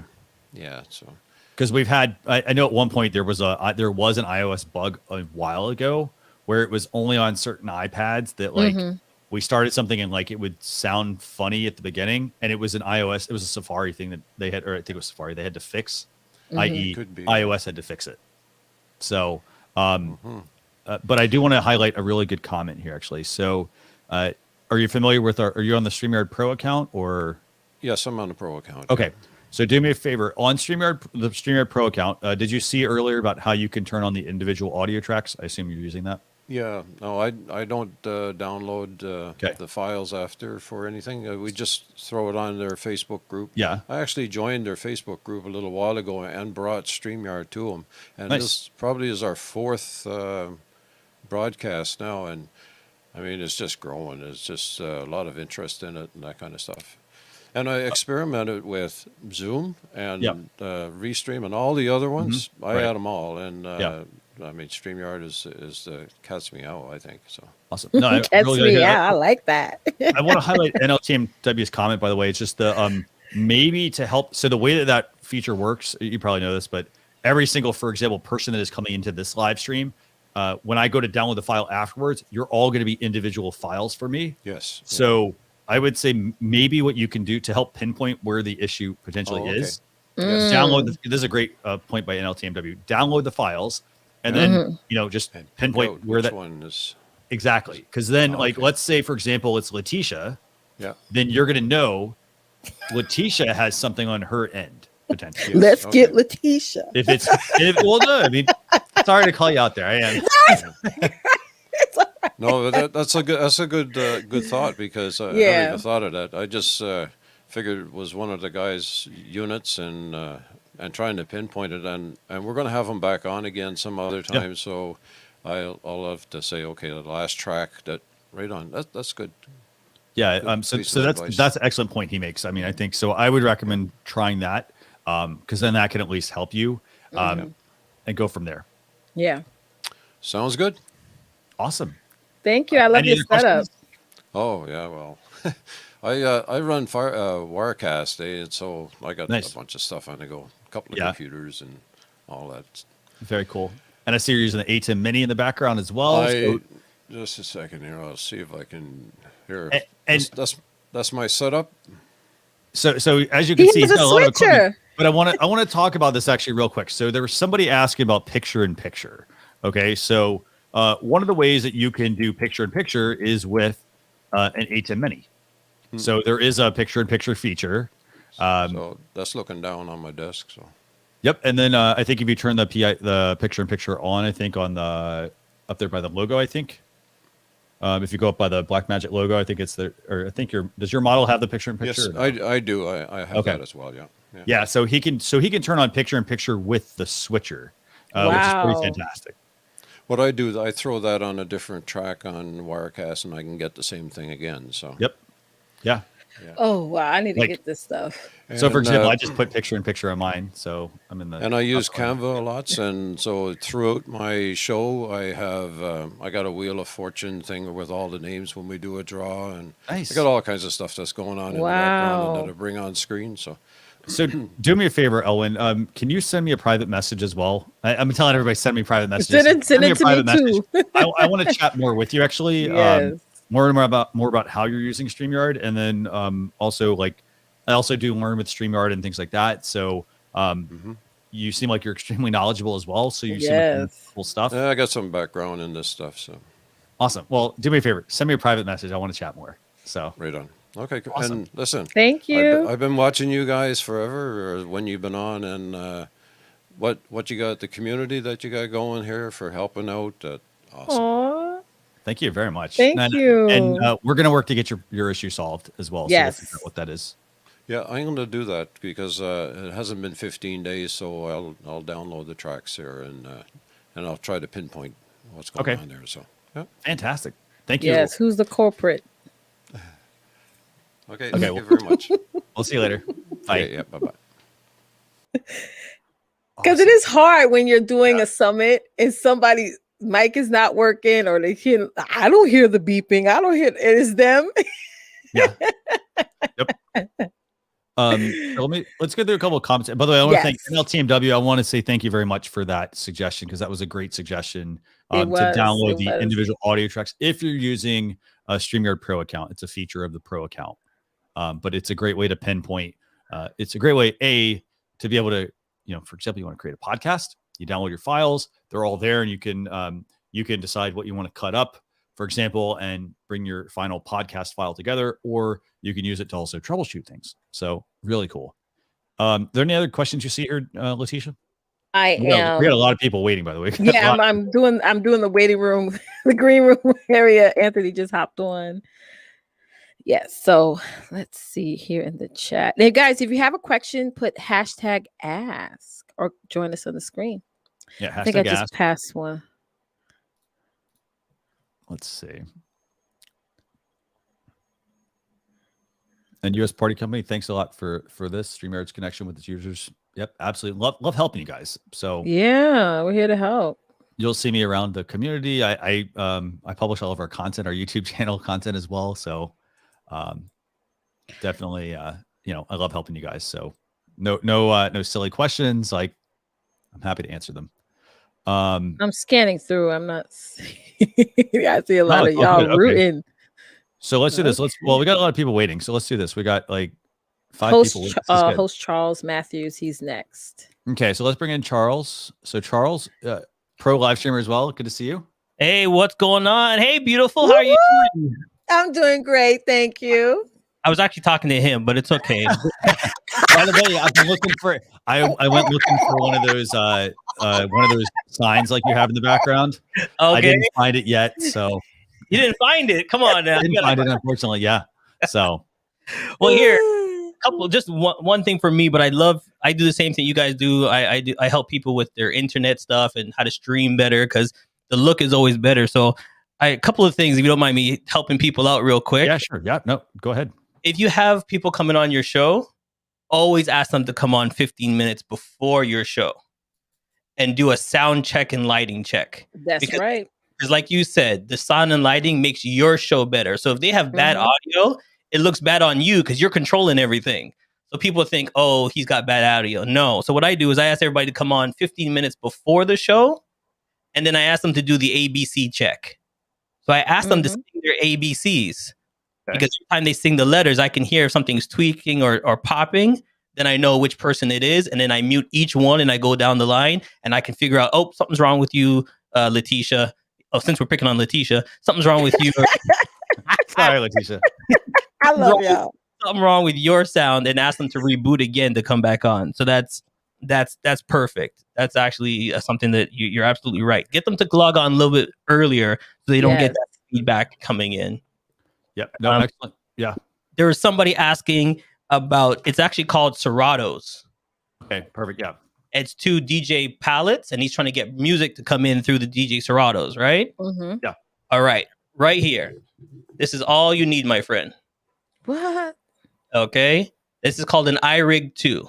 Yep. So basically, you plug in your DJ system out into here.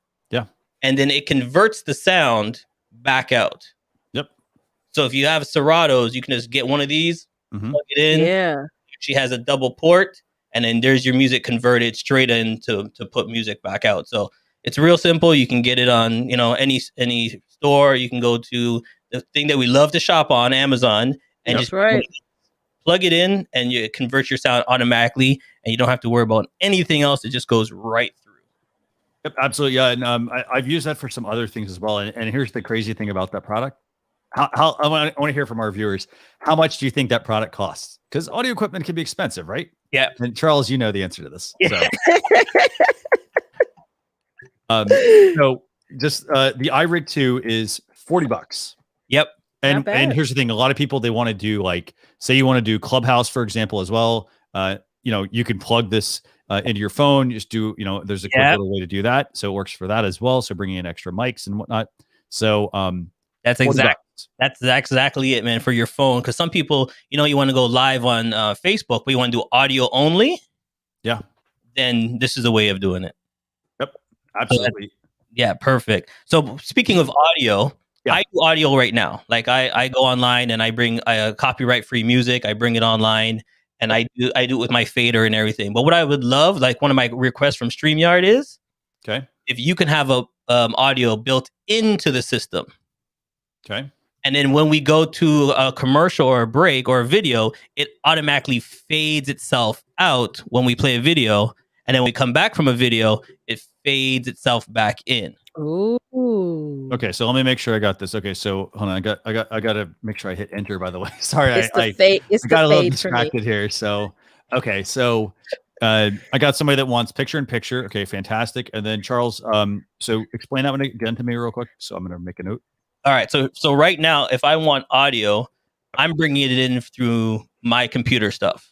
Okay. Mm-hmm. So I have audio, I'm playing audio, I'm going good break. And I said, okay, we'll be right back when you're going to the break. I got to come over here, dip down the audio, come over here, click the play, come back over here, put back on the audio when we come back. Okay. Mm-hmm. I would love that StreamYard already has like a feature where you can put in 2 songs, any 2 songs you want.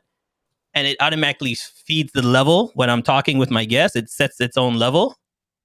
And then when I go to break, it fades itself out to bring in the commercial. Or it fades itself out to bring in the video. Yeah. And then the video's over, it just fades itself back on. So go back into my show without me pushing all these buttons over here right now. Very cool. Got it. Awesome. And then the other thing that I would love is the template. Because you're absolutely right. When I saw you earlier telling the person how to put, the tags in, the hashtags in, put the template in. Yeah, it's fantastic. But a guy like me, I do a daily show every day. Every day. So every day I got to put in the same tags in, the same connections, the same stuff. Every show I'm typing it in every day. If it was a template, I would just swap the name out, swap the name in, swap the business out, swap the name in. Because I put my tags in, I put my website in, I put all that stuff in. So if they can have a built-in template, just for your normal stuff, and then I get what you're saying. So you don't have to constantly keep re-putting in the information. If it's a daily show, you just save that template for that show and say, "Hey, I want to." Okay. Yeah. By the way, a lot of us have shows. What was that? Go ahead. No, go ahead. I was saying a lot of us has a daily show. So for me to type every day the same information into all the sections all the time, it gets tedious. So I do have a couple of things that can save you a bunch of time on something like that. Perfect. So the first thing is, and these are tools that I personally use. So one of those is called Copied. It's called copiedapp.com. So Copied. So the way that works is it's literally a global clipboard. So for example, every time I type out something, for example, for a live stream, I have it already saved in there. And so for example, I just copy the title, I paste it for my next show, I copy the description, I paste it for the next show. And then I just make my couple little edits to it. Okay. And then the other thing also that I also really like, it's called Text Expander. Text Expander is a fantastic tool. Basically, it's a way to set up a template of text that you want populated. So for example, I'll give you a basic example. Let's say I want to send you my StreamYard email address. I could have a key combinations like, SY email, for example, and it will automatically populate that. Alternatively, you can take it beyond that and you can say, let's say it's show 1, for example. So I type out the word show 1 with no space or something like that. And it actually will pop up a form where I can just replace the certain places that I need to replace. Does this make sense? Yes. Yep. And then it will paste it into the area that I'm trying to type into. Okay. So copiedapp.com is the one so you can just copy it over. And the form expander, because it's tedious to keep typing in the thing over and over and over again. Yeah, the other one's called Text Expander. It's textexpander.com actually. So I love it. 2 tools that go on a computer, and they're fantastic for saving you a lot of time. I was giving you the basic example because Some people use it for email addresses. They'll use it for information that they're filling in. For example, your address, your name. Leticia, I see your face lighting up there. I think you're like, oh, I got another. I always do this to her, by the way. I always give her a hard time about like. I don't even be realizing my facial expression. Sorry. But like, so she saw like she went to a family's house and saw they just put the new spread on the table. She's like, "Woo!" There it is. You got the China out today. But yeah, no, they're tools that can help save you some time, I think. All right. But I did make your feature request notes as well. I appreciate it. Last two. Awesome. I like that template idea. Sure. Yeah, if you let that pastor that was asking about if it's too much, come on now, pastor. You know, we Caribbean and Black people, we got to have our church. Yeah, so you got to have it every day. Just put out what you're putting out, my friend. And the thing is, Leticia was right. A website would expand the church 10 times more because not everybody has Facebook and stuff. So with a website, you can put on your daily postings, someone's birthday, your social media. And if the church has swag, that's somewhere that you can focus on your website. Because we all know, like, when the people reading the church bulletins and everything, that's some old folks ain't gonna go to no Facebook. They not. No, they call it the book. You want me to go on the book? I need to record. By the way, hold on. I totally wish I could record everybody. I'm watching all of our guests backstage waiting to come on, and I see everybody's like laughing and like. You want me to go on the Pastor? Okay. So, and then the last thing, before I go, I know there's a lot of people. Yeah. I saw your face, and I made the same face earlier, but I'm not going to say what it was. People, just because you put, I don't own the rights. You saw a Christian face, not mine. That was Christian. That was me. But here's the thing: I want to make sure that people know that, like, just saying that's not going. It's not going to change anything. I love Christian's facial expression. Listen right now. When people put that and I see it, all in my head is, oh my God, no. Yes. Because basically what you're telling them is, I don't own the rights. So if you don't own the rights, don't use it. Don't use it. Yeah, it's like red flags. Yeah, so just be careful. The bots are out there. Just because if you got away with it, just be careful, people, because they will shut you down. And for YouTube, you don't want the strike. You don't want the defend. You guys are doing such great jobs out there. Be careful with your streams. That's right. You're right. Be careful, guys. But listen, I don't want to keep you guys up. I love you guys. Just if you guys can get that stuff, and everybody keep streaming. That's all you got to do. Chance, push the button and look, act like a fool. Who cares? Enjoy yourself, man. Stream like a beast. Hold on. Gotta get it. Awesome. I don't even have a t-shirt. I'm jealous. You don't have one, Leticia? I thought okay. Y'all don't make it for big girls. Leticia, just to be honest with you, I texted him 3 times because it didn't come in the mail, so he wrote me back. He did, actually. I'll send you Leticia's. So this is actually yours. I need a 2 or 3 XL, please. StreamYard. So Charles, do me a favor. Send me a private message as well. Let's chat some more. So all right, buddy. See you guys later, pal. Thanks. Bye. Yeah, that happened to me where I don't know, years ago I was playing music and they took down like 20 videos, Christian. Like I went back to the page and it was like cannot view. I was like, you know what? You have to be careful. Here's the thing. And here's the other thing. Like if people, just because someone else is doing it and they're successful with it, in the sense of copyrighted music, don't take the chance. Yeah, because all it takes, as Charles mentioned, like, it takes just a couple of copyright strikes. You get like 3 and you're permanently banned. That's right. So you want, it's not about like, oh, well, I'll create another channel. It's not about that, because they're going to then look at your IP address and then they're going to immediately ban or block your other channel that you create. So you want to be very mindful about what you're doing and not necessarily don't try to push the envelope on something like that. What I would try to push the envelope on is the quality of my show, for example, the content that I'm putting out there, the guests that I'm having on. It's not about, the music. Like if you want, for example, if you want to do streaming for, fitness, for example, and you don't have the rights to the music and, like my audience isn't going to like this. Well, let's identify a resource or a way that you can get the rights to use music. It doesn't mean that you're going to get the most popular music, and that's unfortunate. Yes. But for example, I'll throw out like Peloton, what are they, like Soul Cycle, those kinds of places, same exact thing. They don't get the music for free. They have to pay a license. Everybody has to pay a license to use pay your way. music that somebody else has created. So I wouldn't take the chance. I wouldn't. Okay. Yeah. So let me go through and on just a couple of quick notes. Joel makes a really good point, by the way. Joel, thanks a lot for all these great comments you're leaving. Trademark attorneys cringe when they see disclaimers on social media. Absolutely. It doesn't matter. No, like they don't, it's the same thing of buying a business license versus buying a personal license to a video, for example. It doesn't matter if your business doesn't make any money.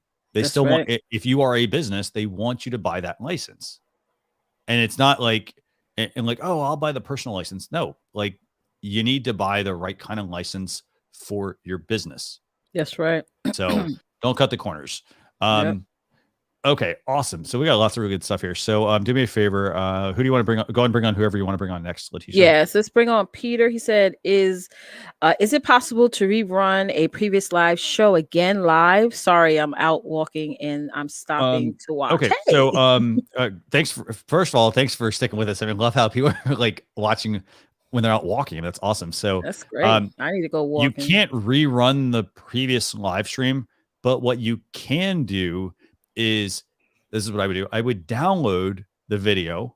So download the previous live stream. And then we have two ways you could do this. Actually, there's three ways. The first one would be drop that video into browser tab and do a screen share on that, or sorry, do a share feature. So share the Chrome tab. Make sure you check that box for the audio.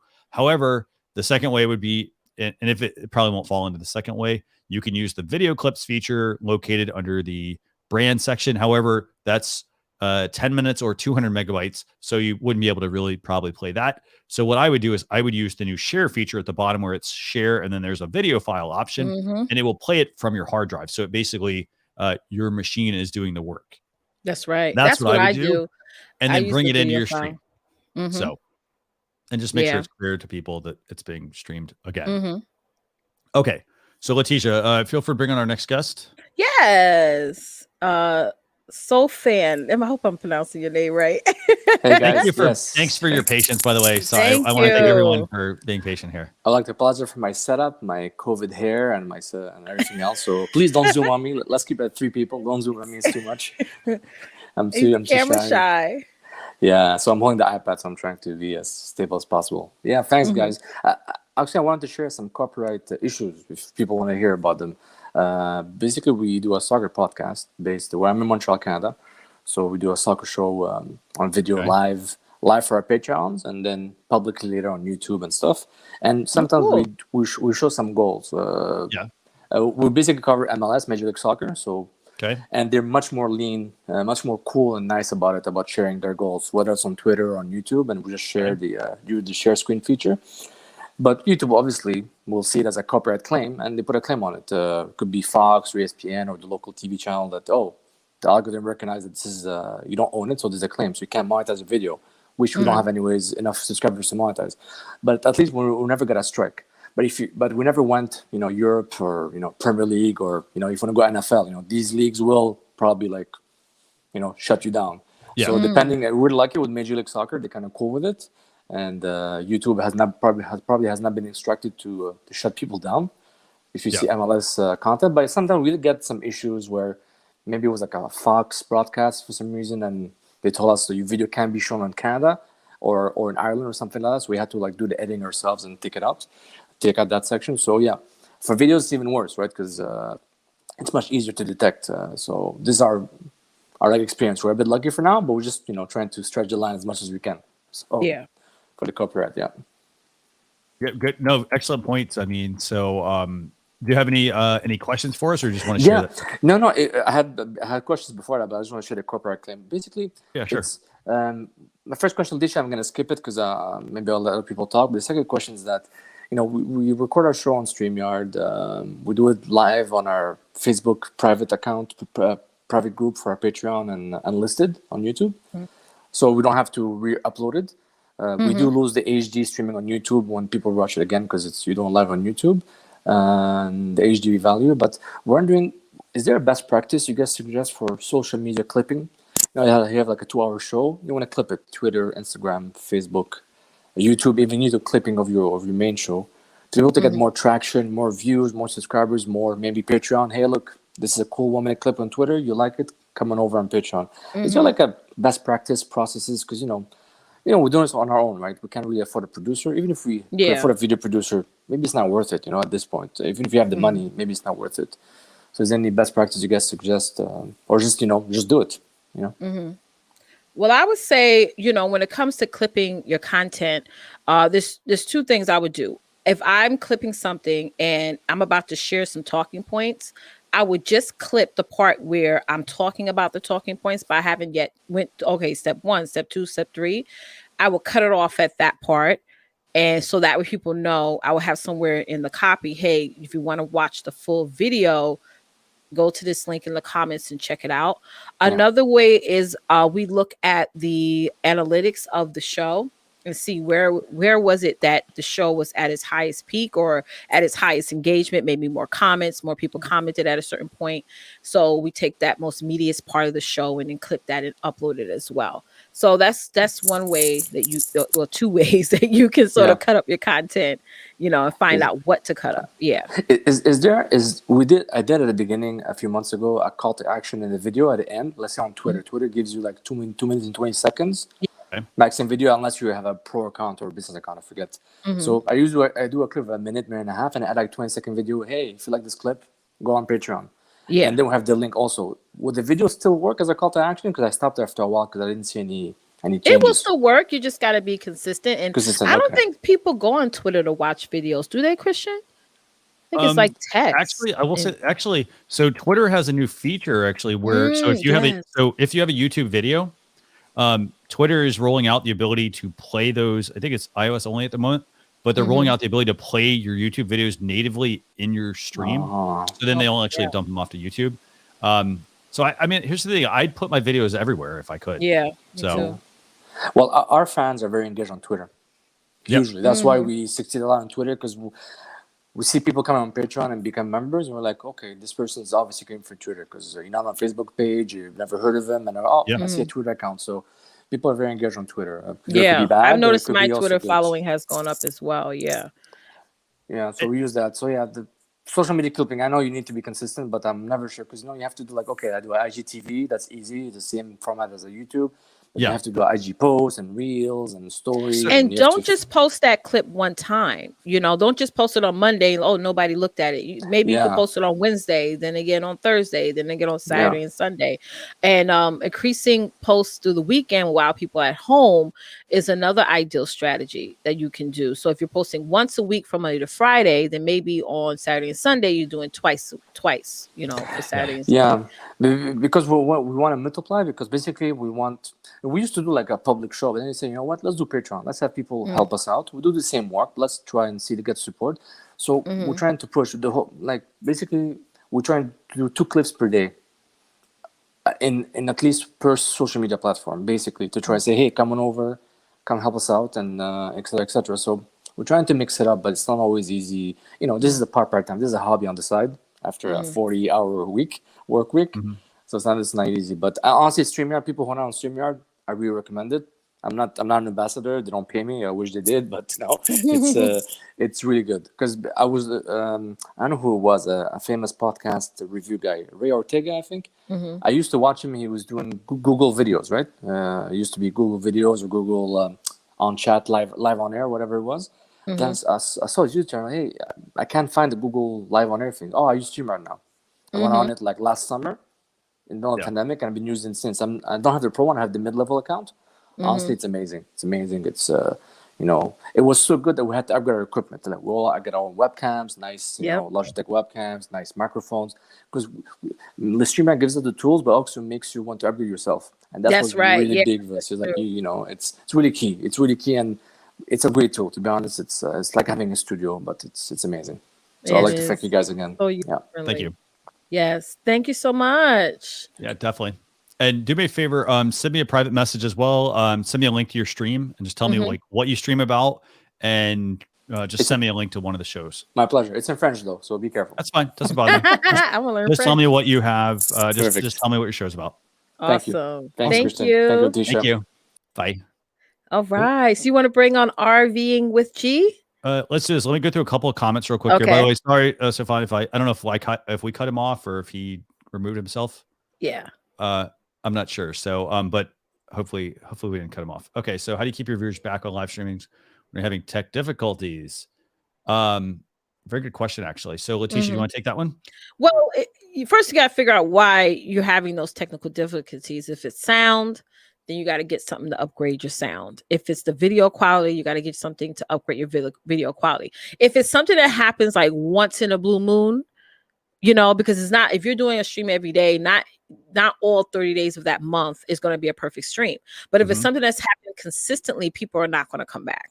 If they're seeing it every time they go on your show, they're just not going to come back. So try to fix that issue. And when there are times where, let's say for some reason, the kids kick the router and I get bumped out of my live, before I go and do a part 2, I will put in the comments, hey guys, here's the link. I'm going to be popping on again in about 5 more minutes just to regroup myself and to get back on the stream. So yeah, try to come up with ways to avoid those difficulties. And if it happens, here's the other thing. If it happens during your stream, one other thing to remember is if your stream is currently, for example, our stream is going right now. And I think a few minutes ago, or maybe you got kicked off. An hour ago, you saw me disappear. Here's the thing. The reason I disappeared was because I actually closed the browser tab, but guess what? The stream still continues. Yes. So if you do get kicked off, for example, then what I would do is, I would immediately, if you've got a producer, for example, or co-host, I would message that person and say, for example, Leticia and I keep Facebook Messenger open. So if you can see me over here on my phone, sometimes it's because I'm maybe messaging her something. So that's one thing I would do. Also, then make sure, for example, if you have a technical glitch, hey, co-host, producer, whatever, thanks. Sorry, I'm having some sort of issue, or hey, I need to restart my computer, and go and do that. Now, what can also happen though is before every stream, what I always tell people to do is restart your computer. So if you've been using your computer a lot during the week, restart that machine, clean out the gunk, and then bring it back in. Next thing, if you got a lot of tabs open and you notice oh, my machine's starting to run slow. Sometimes it's too many things open and not enough RAM. Yeah. Sometimes what you'll also have happen is if your machine doesn't have enough video RAM and you're trying to do green screen and things like that, it may be time to get a new machine. Because if you're trying to use some of those features like green screens, you need to have, it's not just the lighting, but you're processing what's behind you. So if you're trying to use a machine that's very low power, it's gonna really stutter and potentially have some challenges. And that's because your webcam is trying to figure out what this is, and then and then our software is also trying to remove it. So the machine is typically where it's kind of running into the bottleneck. That's also where you need to look at your internet. So for example, look at the resolution you're streaming at. So for example, if you're streaming at 1080p and your machine is really, really struggling, lower it down to 720. Find what that sweet spot is, because then that's going to help you diagnose, is it my machine? Is it, is it that I do need to, maybe get a gaming laptop, something like that, a beefier product to use? So you have to look at what you're trying to do. For example, if you're trying to do, green screens and you're using something that has an integrated graphics card, you typically, you need a better graphics card to be able to do that. And so that's where, you kind of need to know what your boundaries are. And then if this happens on your live stream, make sure, as I mentioned, message the person, message your co-host or producer. If it's just you, do what you can to get back into the stream. And then sometimes it just happens. So then you could just go to your platform that you're streaming on. Hey, sorry about that. We have a technical issue. I have to cancel the show or have to change something. Absolutely. Awesome. So go ahead. I want to bring up this question. What do you think about this? Naziria, I'm sorry if I pronounced your name wrong. She said, I just would like to know how to make commercials or inserts, maybe like a playback show for times where I might need to step away for 1 or 2 hours, still streaming guests. I need a bot assistant. So very interesting. Okay, so you're looking to make commercials or insert maybe like a playback show. Okay, so I would say this. One thing you have to be mindful of are the terms of service on all the platforms. So on Facebook, YouTube, they don't necessarily want you to pre-record a 2-hour video and just put it up as it's a live video. So they don't necessarily want you to do what you're potentially doing. You got to say it somewhere in there. It's pre-recorded. If it's a commercial, for example, like I was mentioning earlier, hey, you know, we have, I'll bring this up. For example, we have our live stream success summit coming up. Let's say this was a video. There's no problem dropping in a commercial like that. Like you put it in maybe the video clips or use the share feature and select the video file. But like, and that's a 30-second commercial or maybe a 1-2 minute thing, something like that. But when you start like to looking at like 1 to 2 hours and then trying, like, for example, if I were to bring up a 1 to 2 hour video and not actually be on screen with you all, people are going to fall off. Yeah, they're going to fall off. It's also going to make you look bad because they're going to be like, well, hey, that person never engages with me. Well, they may not know that it's because you're not there.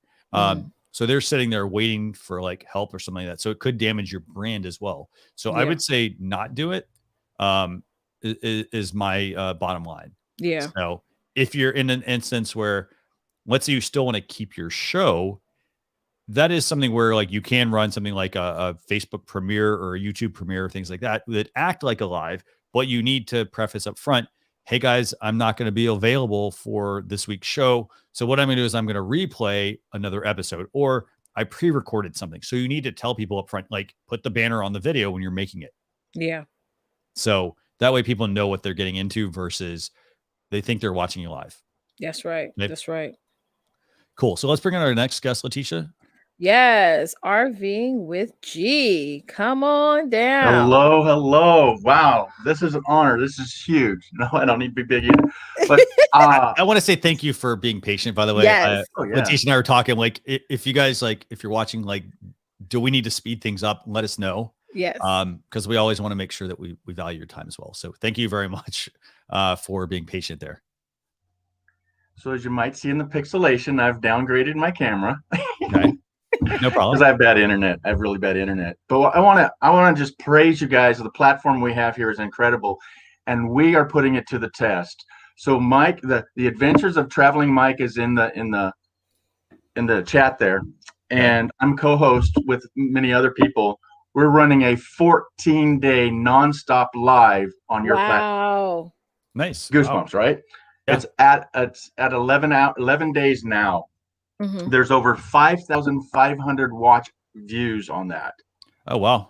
And what we would really like to have done or still do is download that. And as you said earlier, the platform isn't really set up for that, but it's got to be saved somewhere. Can we still get access to that? Good question. Okay, so walk me through. Okay, so like it's continuous, right? So it wouldn't generate until at the end, I would think. Right. So it's still being generated, right? Right. Okay. And we'd like to pay for whatever level that would be to download that, to save it, because what we want to do is break it all up. But we're putting your system to the test and advertising that we're using it. So do me a favor. Email marketing. I mean, I say this all the time, but email marketing@StreamYard.com. Just tell them like, hey, I was on live stream reviews this week. And then tell me, like, you're basically reiterate exactly the stuff you told me. Okay. And I've written them and I've gotten comments back that, oh, if you're on the basic plan, you get 4 hours. If you're on this plan, you get 8 hours, and that's it. That's the end of the conversation. They've repeated that twice. And I'm going, I don't think you quite understand what we're doing for you guys here. Do me a favor. If you email marketing@StreamYard.com, I know that that's going to go to a different set of people. Okay, great. I think there's probably support then. Okay. Yeah, I think you might have got the support side. So just email marketing and we'll work on that. Okay. But, if there could be a sponsorship just to pay for that level, and that'd be good, because we're going to do this continuously now. What we're doing is for the community is things that are to bring people together, because I started a late night show and the gentleman that's running the live took over after me over the late show. Right. Yeah. And so we have a community that people can come together and talk. And we've drawn people out of the darkest holes. And it's just, I don't want to get emotional on it, but it is emotional. We are alive doing a live. Yeah. Okay. We're not just doing, oh, it's alive. We are alive because we are keeping people from depression. And we lost the person this last week from depression. It's heavy, man. Yeah. And so when we have somebody to talk to at all hours of the day and night, it really, really helps. There's so many people on our channel or our communities, and many different kinds of community. You might tell from my name what community I'm from. But we have all kinds, and that's just it. We want to get the word out. We have this platform you are providing, and if there could be some way that we could keep it going financially, we really would, because people are committing to hours of days and nights, and it's getting really tough to do. Yeah. And you guys talked about picture in picture. One of the other things is when we have a lot of people on, they're over talking each other. And is it that really they need to have their own headset and microphone to cut that out? Or is there something more you guys are pursuing or could pursue to maybe mute somebody so that little glitch doesn't happen? Because there's the lag. Yeah. So here's what I'll do. I'm just making a note of this, by the way. Yeah.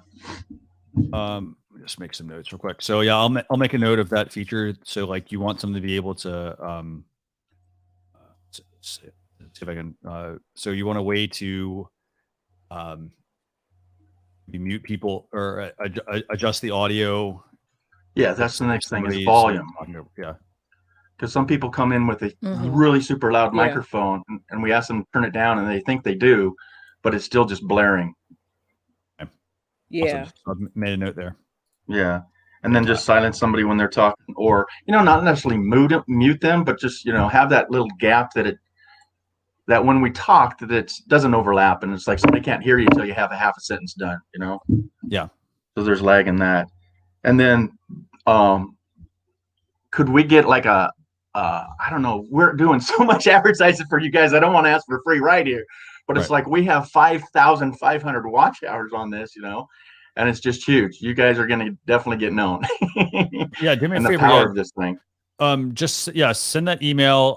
Put your request in that email, and then Okay, man. And hats off to the peeps that are in there chiming in. You got the Adventures of Traveling Mike and several others. We love your platform, mate. We really do. So what we're going to do now from this point on, after we do the 14 days, see, the record was 10. We just did that today. Just this morning, we broke 10. Cool. Now we're going for 14 days straight. And you can do the live stream. Oh, I'm a gamer. I game for 2,100 hours. No, we are continuously live, interactive, hosted live stream on your platform. Awesome. That's amazing. Yeah. So now what we're going to do is break it up into 8 hours for your pro level. We'll do 8 hours. And then that will be every 8 hours, we'll do a shift and overlap that to save this from this point on. But right now we're just going for the record. So we won't have this problem in the future. So cool. Okay. Again, I think I've had enough time. That Appreciate is you guys. amazing. So just drop me that email in the live chat and I'll copy it. Sure. Yeah. I'll put it in the private chat here. Yeah. Private chat. Thank you much. Awesome. And again, great platform. I love it. Thank you so much. Thanks for having me. Anytime. He's amazing. Very cool. Okay. So, RVing with Georgie, I made some notes here as well. So I want to thank you for giving us those feature requests. For anyone else who's watching, if you have feature requests as well, I think Michelle has one here about where does she send feature requests. Want to schedule for the record only mode. You can actually schedule the record only mode. So that one actually is not, you don't actually need to really do anything right now. All you do is go into StreamYard. Here, let me actually open up a broadcast. Yeah. Do this. So let me and see. the I'm let you go through the comments while I'm doing that. Yeah. Yes, and the giveaway is coming up soon, guys. I believe we're gonna give away a pillow today, Christian. I think we are. Yeah. Yeah, so definitely type hashtag love StreamYard in the chat. All you gotta do is type it in once and I'll catch it. No worries. So here's what I'm gonna put in. Let me go ahead and share this real quick. I'll show. Go right ahead. I'll show Michelle how to do this real quick. So, okay. So basically, what you're looking to do is, so what I would do is, if I want to schedule a broadcast, so I would like to have a way to set a schedule for the record only mode. So, I think you're asking if you want to have a way to set. I think you're asking for like almost like a template. What I would do is, if I had to schedule a whole bunch of people, I would just do this. I would log in a StreamYard, create new broadcast, skip record. For example, I'm going to just say, like, we'll just call this example 1. I'm going to create my broadcast. I'm going to then go back and I'm going to go and create a second So there's example 1. And then I would create the same thing, example 2. That's what I would do, because then because the thing is, like, the record only feature, like, there's no, like, I'm not scheduling anything per se. Like, I'm setting it up so that I have the link to then be able to send it to somebody. So it's going to always be there. So for example, there's no scheduling option for it, because it's an open invite, meaning you go use it whenever you want. So if I'm like, hey, Leticia, let's have you join, example 2, I just copy the invite link and send that to her. And then I can schedule it in my calendar and do that sort of thing. So I'll make the note though about like being able to schedule a recorded only session. So Leticia, while I'm doing that, feel free to bring on our next guest. All right. So we got Mr. Anthony Brown. Come on down. Hey, how's it going, everybody? Good. How you doing? I am absolutely amazing. Well, I try to be anyway. Yeah. Amen. So Bethune-Cookman College, I think in Florida, right? Yes. Florida. Yes. Very cool. Even though I'm in Cleveland, Ohio, that's my alma mater. Yes. Okay. Okay. Very cool. So tell us. Okay. So you're Anthony Brown. What do you stream about? What questions do you have? Good question. So I guess like the pastors and most people earlier. So I do a StreamYard broadcast, and I do a historically Black College University information session. So every Wednesday, because we started off on other platforms, and I kind of migrated over to StreamYard to kind of reach a larger audience. I'm in this one Facebook group called HBCU Alumni United. It has over 86,000 alumni.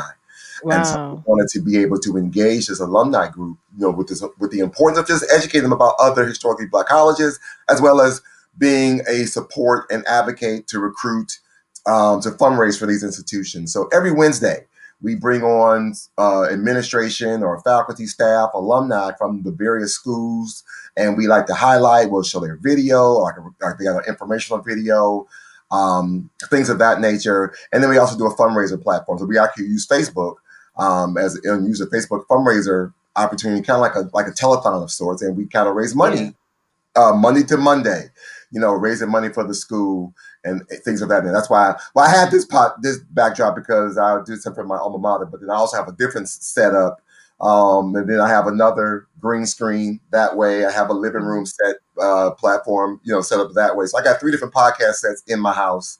But my question or feature request would be, one is to is there a way, a possible? I know sometimes we can see the analytics, we can see the live, and up in the top corner, we can see how many people are watching at the moment. Okay. But is there any way possible? And I think I asked this question a couple of weeks ago. I think I've been watching you almost like every Saturday. Awesome. I love hearing that. So thank you.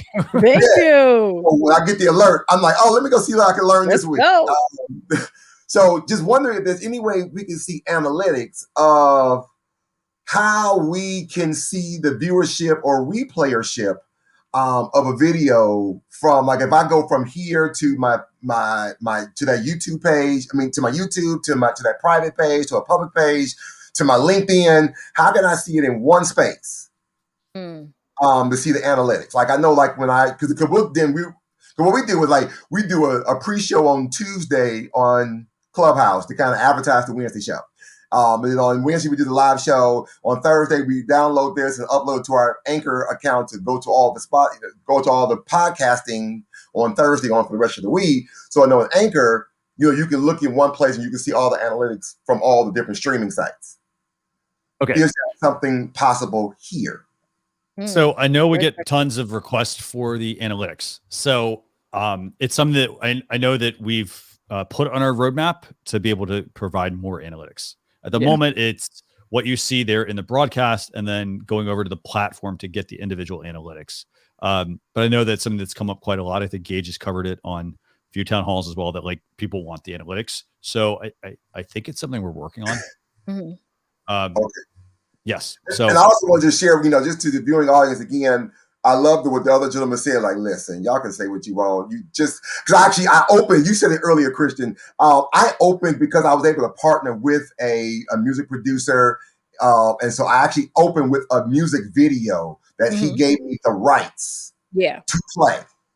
So I open and I close show them that. So after I do the 30-second countdown, I have a static screen, and then boom, I go right into the music video. And then, towards the end, I could give my closing thoughts. Then I put a music video again, and I got the exclusive. He gave me the rights to use it. I had to just kind of show proof to that to YouTube one time, and ever since then, I got no pushback. Once I had to prove it, they're like, "Okay, you're good." Yeah, you're fine. Yep. Then I was fine with it that way, because I was doing the DJing and all that, and I kept getting flagged, like, "Oh, this is becoming a problem, and we don't need that problem." Yep. So we stopped doing that. Someone else mentioned this idea of. I love the idea of I take that same after we get the invite, after we kind of create the StreamYard. Once we kind of create the link, I create a calendar invite. This is maybe just some tidbits for people. So I create a calendar invite. So I take that information, I drop it all in. There's like a PDF. I think the StreamYard provides us with some other information. I take some of the most important points. I put it all in the calendar invite saying this is everything you need to know. Here's the StreamYard link. Here's the link if you want to watch on YouTube. Here's the link if you want to watch on Facebook. This is what you share. This is for you. This is what you share. Yeah. This is how you need to set up your camera. So they don't even come in here with that okie doke. Yeah. In your car with the seatbelt on. Right. So I tell him, I had a guy who came on this past week, and he actually had you read the instructions. He said, yeah, you said I could only do virtual if I have a green screen. Correct. Mm-hmm. So he knew that up front in advance. So I think just having those, and like I said earlier, someone said they come in, I go live at 8:30. They come on by 8 o'clock. By 8 o'clock, I'm in the stream.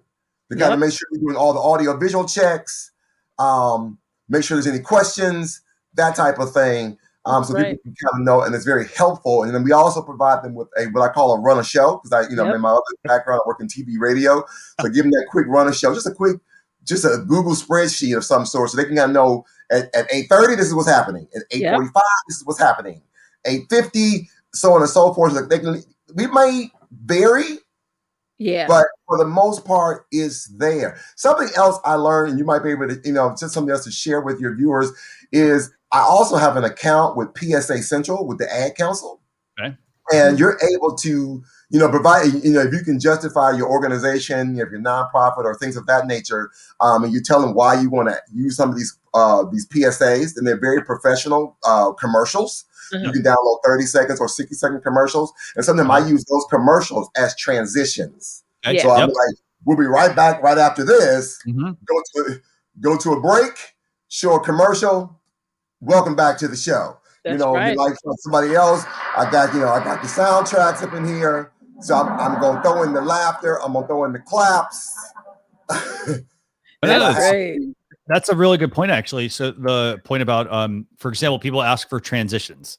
I've got it noted as a feature request, but in the meantime, if you want to do something like that, it's to your point, it's, for example, going and working with someone to get an ad that you could put in, for example, or a commercial, or in some cases, it could just be, like, for example, if I wanted to do a transition from Anthony to our next guest, Matthew, I could throw up the overlay for the upcoming event and be like, hey guys, for those of you who want to join the live stream success summit that we're putting on, it's April 15th. Just go to, what is it? StreamYard.com/ I think it's SY Summit, I think. And so, StreamYard.com/SY Summit and sign up, for example. So, and I will say, we also do, just to your point, so again, that group of 86,000. We got a lot of entrepreneurs, a lot of businesses. And so what they've actually come and say, well, Anthony, we'll give a donation to your fundraiser if you would do a promo for us. Yep, do a sponsorship. Sure. So now I create those partnerships where, like, for example, this sweatshirt I'm wearing now, hey, you send me the sweatshirt, I'll wear it, I'll do a promo, whether I'm doing a live mention or I'll pre-record it and I already have it in the queue. That's right. Boom. Exactly. So I'll be right back. And then the next year you see me, you're like, how did he change clothes? Well, no, that's a commercial. And I'm doing this quick promo, boom, then we're back to the show. I'll play for a couple weeks and then I move on to somebody else. Yeah. No, excellent points. I mean, and that's the key thing. Like, it's part of it is, so first off, I'm going to tell you the same thing I've told a few other people. Do me a favor, send me a private message so we can chat more. Yes. And then the other thing is, like, it's about experimenting. It's about testing. So for example, you know, to your point there, like you didn't wait for a feature to get added, for example, you came up with a creative solution to do that. Yes. You know, and so for example, like it's sort of thinking outside the box, like doing some of those things to how do I enhance my live show? For example, if you want to get, you know, for example, you want to get sponsorships for your live streams, you know, that's a whole nother thing. I know at some point we'll make sure we cover that. But if you want to get sponsorships, sometimes it's just going and asking people, like, That's and they're, you know, and going to your point, like, you know what, hey, like, yeah, we'd like to, they might want to sponsor you. And for example, it just might be like, hey, you know what, we want you to wear our t-shirt or our sweatshirt or things like that, you know, and it's just being transparent to your community. Hey, you know, shout out to so-and-so for sponsoring whatever the episode was. Right. So I would love to wear a StreamYard shirt. I just throw it out there. Let me just say it out there. I would love to wear a StreamYard shirt and show y'all some love real quick. Yep. Exactly. So, but it's asking those, it's taking the time, just ask the questions. Don't just like a lot of people think, I think a lot of people feel like they have to get really big to be able to start asking people. No, just start asking other people as well. Ask, you know, maybe it's not your top tier people, but maybe you go down to some of the, like the lower to the mid tier types of companies, just ask them. And for the most part, for most of them, they probably will just be like, yeah, sure. So, you know, but if you never ask, you never know. That's right. And I would say also too, something else I learned from, you know, just by working is, you know, for some people, you can always be I find now I have a producer engineer. So while I'm hosting, I got moderators and I got an engineer. They're running the chat. So they're dropping the links. They're running the chat. I'm just talking. You know, exactly. I'll say we'll be right back right after this. They know, okay, commercial. They already know in the queue, commercial 1, commercial 2, so on and so forth. It just helps to have that small team, 1 or 2 people to be able to do that. I just wanted to kind of share that because, you know, we're all learning. To do nothing is wrong. Yep, that's right. So I love the fact that we are just all learning and sharing and growing. I even now, sometimes I'll just use my platform and say, yeah, you can sublease me out and I'll come run your show and I'll change your backdrop. I'll change my banner. You can hire me and I'll just run it for you. Exactly. Yeah. And if, for example, you know, if you're somebody who wants, like, I'll talk from a live stream producer standpoint. If you want to get into doing live stream production, you know, sometimes it's volunteering to help other people to help build up your resume to where then you can go after some of the big jobs. Don't, you know, here's the thing. Don't go to the big company and be like, oh yeah, I can do your production. And then if you don't have the experience on it at all, like you basically do a lot more damage, you know, by doing that. So if you don't have because you're overselling yourself, but if you're somebody like, hey, you know what, I do want to get into this, you know, it's like, for example, if I go to college and I want to go get a job somewhere, I do an internship, for example. You know, I start to like see, well, what kind of company is this that I'm working, you know, I would be working with. Like, you may have this one view of what things are, and then you actually start doing it. You realize, oh, it's actually not the same thing. Exactly. So, you know, don't be afraid. For example, if you want to get into live stream production, ask people, you know, hey, can I help you with your streams? Because then that's going to give you some additional credibility and help you also networking. That's right. So, that's very true. And speaking of networking, I'm going to get out your way because you all are doing a phenomenal job. Like I said, but I've been watching the chat. Like, again, in my world, I'm like, wait, in the chat. So I want to make sure I shout out Jewel and Charles and a few other folks who are like, hey, Anthony, call me or hit me. So I got to go follow up on some chats. You know, they're like, drop your link, drop your show. I'm coming, y'all. But I'm also going to, you know, direct message both of you all so we can continue the conversation. Thank you. I appreciate that. And all that great stuff. So, but thank you so very much. You all have an absolutely amazing day. You too. Thanks. Yep. Awesome. I love that. I got to say, I mean, I love hearing from everyone and just hearing like, you know, their story. Like, one thing I'm noticing is everybody's using a run of show. You know, they've got a run of show of how they run the stream. They're starting to encourage people to like bring on, for example, a producer, you know, to help them. And then on the other side, you know, they have a script essentially, or a template that they send out to each of their guests on what to do.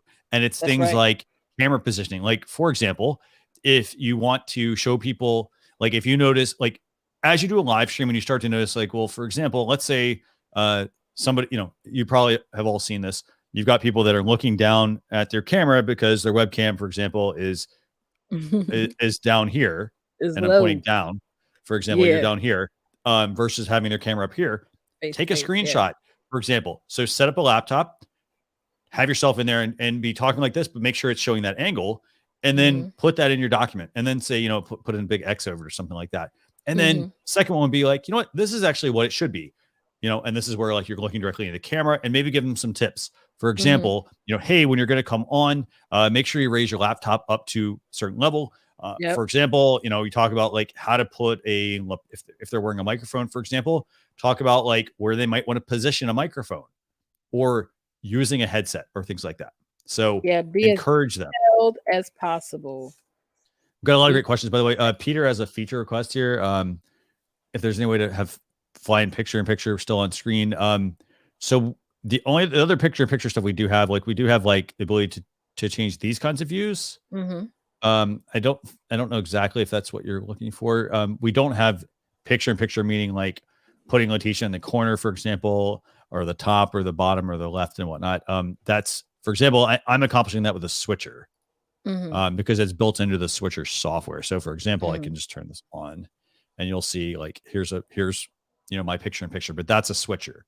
For example, I can note it as a feature request, but one thing to also remember, not pushing you to get hardware, but you buy a piece of hardware, the hardware can handle certain things. Yeah. So for example, $300 switcher allows me to add multiple cameras, but it also allows me to do picture-in-picture. So I'm able to enhance certain things on my broadcast, or I want to do camera transitions, for example. I can easily do that, but I'll make a note of your feature request as well. So that's right. Let me see if there's any other comments to bring in here. We've got a couple. We're almost we're gonna do the giveaway here shortly. Yes. I see here the creative lady. Good one. She said, please explain how producing shows for others work. Do you give them your StreamYard password? Thanks. Okay, so the way this works, this is a great question actually. So the way that it works is, for example, let's say I want to, like, I'll use this show as an example. I want to have Leticia moderate the show while I'm also co-hosting with her. So what we do is I log in to the account. And then, for example, in her case, she logs in with the email address that we used, and it triggers a 6-digit code that I then get notified about. And I'm like, hey, Leticia, here's the code. So when I send her that code, she's able to log into my stream at the same time as I am. And then we have the same level of access. So for example, she brought up that comment just a second ago.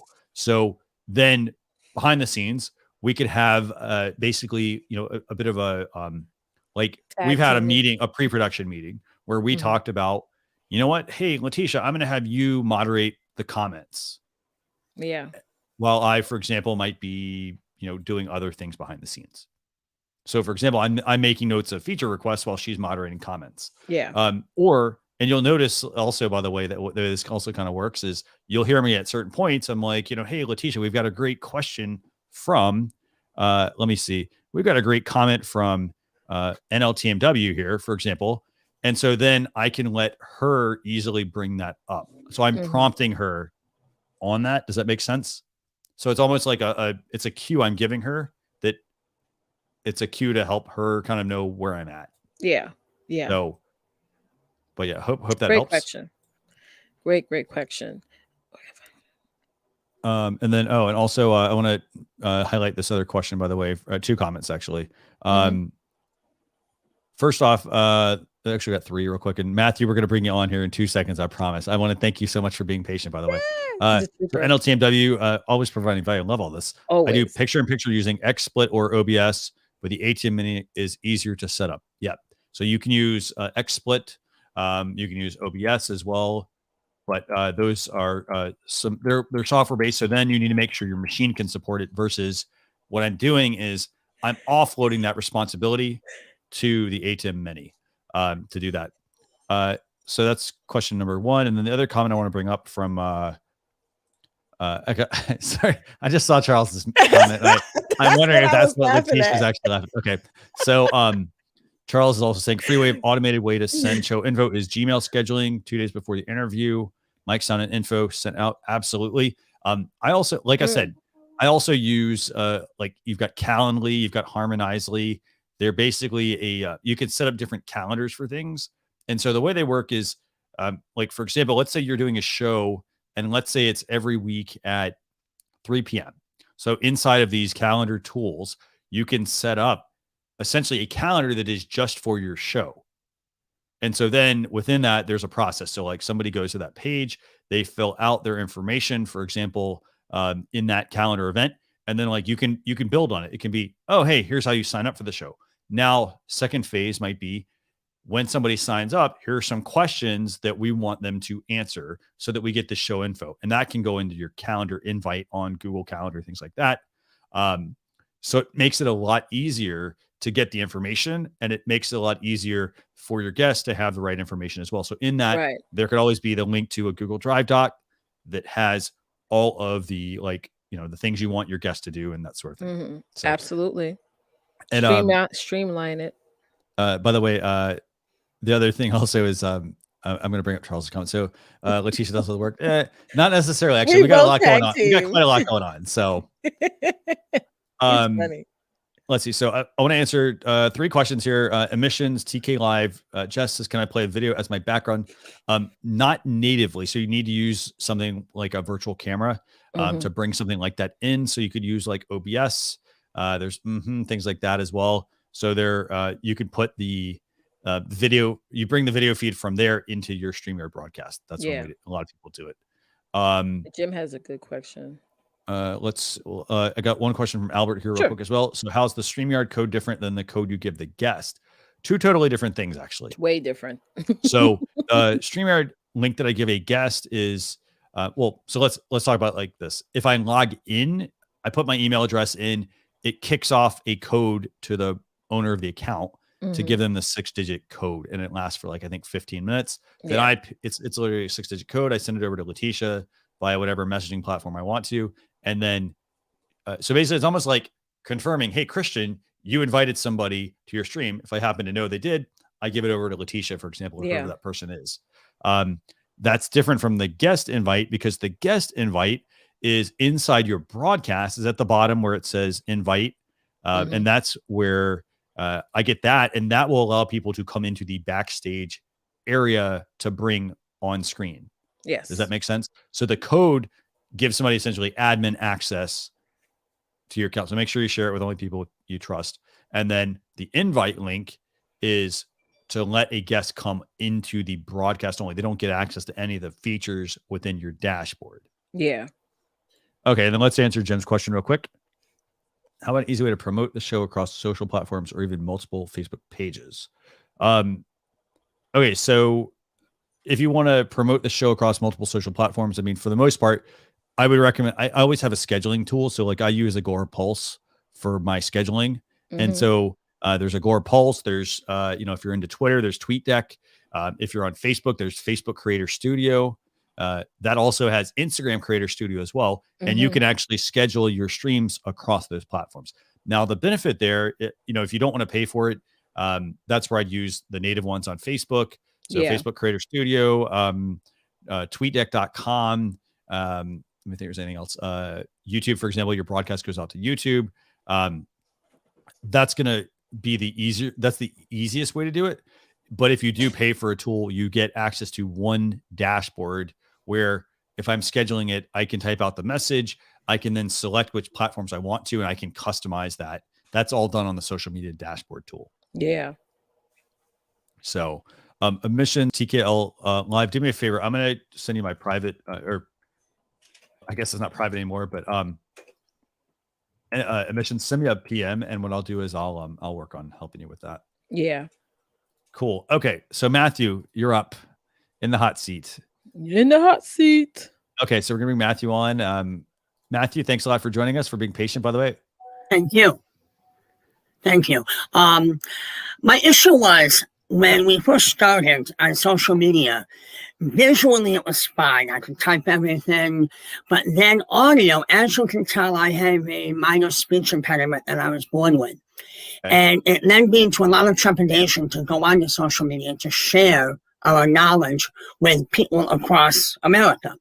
Our topic is the landlord advocates, and we, by virtue of the name, we work to help landlords with issues that they have with tenants. And as of now in America, with the situations with the eviction moratoriums, we are a hot channel right now on YouTube. April 11th will be 1 year that we started on social media. We have 52 videos up. We have 640 subscribers, and we have over 18,000 views of our videos. We've done 2 social media Facebook Live events. The first one, we only had about maybe 4 or 5 people. That was on a Sunday. The second one that we did was during the week at nighttime, and we had about 25. Well, now since finding StreamYard, we are looking to broadcast on about 8 or 9 different platforms at the same time. Okay. And there's going to be a lot of people that are going to not subscribe, but watch, hopefully subscribe, but watch, ask a lot of questions. And my concern is that I don't want to miss any question. I don't want to offend anybody if I don't answer that question, if we don't get to it. I also want to make sure that we don't, with the add-ons at the tickers at the bottom and all of that, we want to make sure that everything runs as smooth as we can. Yeah. We just got a new Ethernet cable. We just got a new router system for the house and a new modem. Our home is 3,500 square feet, so it covers a lot of area. So we were worried about being thrown off or frozen in the screen. That's been taken care of. But I think my concern is, what do I do when we have people who ask questions and we just can't get to them? Like I said, I don't want to offend them, but what do we do in that case? What suggestions do you have? Very good question. Leticia, I'm going to turn this one to you first. Okay, so the question was, you don't want to miss the comments? You don't want to miss answering questions? Yeah, I don't want to offend people, because when they ask a question or they have a comment, I don't want to, end up saying, okay, everybody have a great night, see you next time, and have them feel isolated and alienated. Mm-hmm. So what do you say to them? Sorry, we can't get to all your questions at this time. The last one we did was almost 3 hours, as we have done here today. Yeah. And so I'm getting Leticia, I'm worried about that. Yeah, I mean, I don't think you should. I mean, if you let everybody know that, next time that's going to be at the top of your conversation on the next show, that you're going to get to answering those questions, it will keep them coming back. And a lot of times people know automatically. They'll just put their question in there, and you can go back. Can you go back and answer it in the comments, like on the replay? Can we? We can do that, yes. Yeah, you could probably go back and do that as well. Or that could be another initiative for you to invite people either to your email list or to your group, where you can probably do a pop-up and check in live, and you can start to go through the questions, the common questions that you've gotten on your show. So try to be creative with that. And again, I think people automatically know that if you can't get to their questions, they can understand. But if you go back to the replay, like I still answer questions on even live shows that I did last week. You know what I'm saying? So you just don't want to stream and then walk away. You want to stream and go back and re-engage with the people who took the time out to either watch the replay or while you was on the live, ask questions. One of the things I want to mention when you talk about doing watching them later on, at my office, I will watch the two of you in my own personal office suite. Yeah. Which I will watch you, and I enjoy it. Some of the things that happens, though, is that you'll have guests that will come on, and their microphone is so loud that I constantly have to turn the television down. Yeah, yeah. Now, even though I own the company and my staff works for me and all of that, I still don't want to encroach upon their productivity and working. Yeah. So sometimes I find, and I don't want to do this, I find that I have to stop watching, because I can't have somebody who is talking very, very low. And then the next person is so loud that I got to turn it. Yeah, I get that. Is there something go ahead. You probably can't wear Bluetooth headphones, can you? No, right? No, I could. I'm the only one in my particular office. I could, but I also have to listen for if my assistant has to call me and the intercom ask a question or something like that. So yeah, I mean, honestly, and Christian, if you have I don't think there's any way to avoid that, because I get what you're saying. Sometimes I could be watching somebody's show and the sound is great, and all of a sudden a guest will come on, their pitch is very loud, so I'll turn down the volume on my phone. But I don't think there's any way you can avoid that other than wearing headphones or Bluetooth earbuds, right, Christian? Yeah. Yeah, I think that would probably be the best. And let me I got a couple of comments by there from people as well. We got people, by the way, as far as like answering comments. Andrew saying, typically reads comments. So like almost like when you build a show, sort of set some time to answer them. Yeah. So like typically reading comments, answering questions towards the end of the stream. The other thing, Joel also mentions about having moderators to help address some of that. I don't know if That's true. I see a lot of people do that. And then We're no too small for that right now on channel, not on channel, but going on StreamYard. This is our first time going to be doing it. So we don't know what we're going to expect. I expect we're going to get a lot of people who are going to ask a lot of questions because on the different social media platforms that I'm already on, I am consistently answering questions. At 4 o'clock in the morning, I can be on my phone and I can have 30 messages on Facebook asking questions at 4 a.m. So I'll also say this. So like one of the, and I don't know if this is possible for you, but I mentioned Agora Pulse a minute ago, for example, and here's the way I tend to use this. So for example, it's great for scheduling content, but I can also answer content. So here's a couple of things.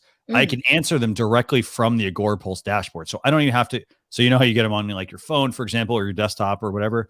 You don't even have to have any of that stuff on. You connect it, and then Agora Pulse, you can pull all of those comments into your Agora Pulse platform. So that's the first thing. Second thing is there's a feature in there for saved replies. So for example, if you get the same question over and over and over, instead of typing out all those answers, create some saved replies. That's the next thing I do. I love that. And so save replies to be super helpful. The other thing also, this goes back to the point we talked about earlier, Leticia. We talked about repurposing your content. So, but I want to put it in this perspective. So you're doing a live stream and you get tons of questions and comments from people. So you can answer, maybe set aside 10 minutes of your show or 15, however you want to do it, or you can do them throughout as we're doing here. And then what I would consider doing is you could then turn those into other content, i.e. somebody asks a question and then it can become another piece of content you create. I'll give you an example. So let me actually pull this up. So over this past week, we launched a new StreamYard show called Ask StreamYard. And here's the thing. It's literally a question that we got from our Facebook community. So for example, it was this, when is the best time to live stream? Okay. And so I'm going to actually share this. So like, I'll explain this whole process. Hopefully this should make sense. Okay. So basically we have questions that come up in our Facebook community, right? All the time. And so we don't always get a chance we do our best to go back and answer them. Right. However, we don't always get the time to do that. So we started this show called Ask StreamYard, where basically we feature a question during the show. And I'm going to actually show you this. So basically, let me find it real quick. I think it's, let's see, not there. Let me find the comment real quick. There we go. So here's what we did. We asked our community, they had a question. For example, this person, Jennifer Moss, had a question about when's the best time to get max watchers on a live stream. So I may take the time to respond to her in the Facebook community, but I also asked her and I said, hey, this is a really good question. Like I said, okay, this is a good question I think our community would like. I then turned it into a live stream. Does that make sense? Like a show? Absolutely does. So I wouldn't. We've done that on our YouTube channel where people will ask questions on social media and then we will turn around and turn that into a topic and create a video for our, and we share that when we share our YouTube channel, we share that across Facebook and Twitter and LinkedIn. Now that leads me to another question. I noticed that on StreamYard, we can show me a broadcast for later on. We're going to have a show tomorrow at 2 o'clock in the afternoon. Yeah. When we broadcast it and share that to our platforms, is there anything that we have to do other than go live at that time with YouTube, LinkedIn, Twitter, Facebook? Is there anything more that we have to do to make sure that those other platforms are actually watching our video at the same time? Go ahead, Leticia. If you're going to do on YouTube, like if you're going to also stream on YouTube, just like Christian mentioned early on, you want to make sure you go in and you optimize that video, and by adding in the tags, the hashtags, what playlist you want it under, so people could binge watch your content. So that's one thing you could do as far as YouTube once you schedule, which is what I do every time I schedule my lives. I go live on Facebook, YouTube, and a couple of other places. And I always go back to my YouTube channel and optimize that live before I actually go live. And then that way there, when we hit live, that we're going live, we don't have to say, okay, are they actually able to watch it on YouTube? Do we not hit like a special button to make sure that they're watching it? Or is it just something automatic? Automatic. Yeah, it's automatic. So we have destination, broadcast destination, and we already have YouTube and there are many platforms here and there. Yep. And we go live. There's nothing that we have to do on YouTube or LinkedIn or anything else that will make sure that they are actually watching it. Am I right? Once you hit the go live button, people can click it and watch immediately. Right. And another thing, while you're on the live, you know, even though you're simulcasting, it's like you still got to remind people to follow you. So I'll tell people, hey, hit the follow button, you know, hit the like button, share this out. You got to tell them what to do to expand your content. So also get the people who are watching, get them to, you know, be able to share, subscribe, so that way they get notified every time you go live. But that's what we did. We did a little one at my home here, and I made pretend that I was going to enter into a live show, and we have a ticker at the bottom that actually has that on there. I think we just have to take that leap of faith. You got to say it. You got to like, yeah, you got to actually say it. You know, they'll read it, but actually say it to it. Yeah. So I want to add a couple points. So like, so for example, let's see. So NLTMW Adams Exploits, they both make similar comments about having moderators if you can. You'll need at least one moderator for each platform probably as well, unless you have a co-host and producer. Like so you kind of want to like maybe scale it. So just think about it and consider scaling it. So that's something to kind of think about. The other thing also, as far as like, okay, so to Leticia's point, like if you're doing a live stream, you want to make sure you're constantly like you're telling people, but it doesn't need to be like sort of obnoxiously telling them. No, not obnoxiously, no. But if it's getting to like, I go by the numbers. So if I'm going from 5, all of a sudden I jump to 30, I'm gonna tell those people, hey, share, comment, you know, make sure you like it, subscribe. Yeah. So you gotta play around with it. The other thing also, so like as far as going live on a platform, you don't have to do anything extra. Well, sorry, maybe I should say. On YouTube, you should do something extra. And that extra is when you schedule your live stream via your StreamYard dashboard, it creates that broadcast on YouTube. However, you want to then go in and edit every single live stream and add the title, what the show is about, the description, what the show is about, the tags related to what you're trying to optimize the video for. That's the easiest way. And remember, if you can schedule your YouTube lives well in advance. Schedule them, optimize them, and then that's going to help surface your content, and it'll help you bring in people to actually spend some time to watch. Now, as far as the part about answering comments and things like that, here's the thing: you have to remember, as much as you want to get to every one of them, you physically can't. Because that's a question. Don't be so hard on yourself. Yeah, don't be hard on yourself. Like it's a lot of work to like do that. It is. Like you said, you'll be up at 4 a.m. answering questions, comments, things like that. So and that's what it is, and I'm so pleased that people are relying on us to help them. We've had clients who have called us. We've had people on social media who have contemplated suicide because of these moratoriums. I personally have a tenant that owes me over $10,000 in rent. And some of our landlords are in despair. And I want to make sure that one person, I bring them back from that brink. And one other thing I want to ask, when we are already broadcasting on all of these platforms, if somebody posts a question on Facebook or on YouTube or on LinkedIn, will that automatically come to the live stream on StreamYard so I can enter that? Yes. So provided you schedule it to those destinations. So for example, here right now, when we scheduled to the StreamYard Facebook page. We scheduled to what do we got? StreamYard Facebook page. We've got YouTube channel, for example, I think I'm going out to my LinkedIn channel, things like that, right? And so when they are set up that way, they then will come into my dashboard, and then I can choose. There's an option at the bottom. Have you seen? You've seen the option when you're commenting, right? Or no? With me? Yeah.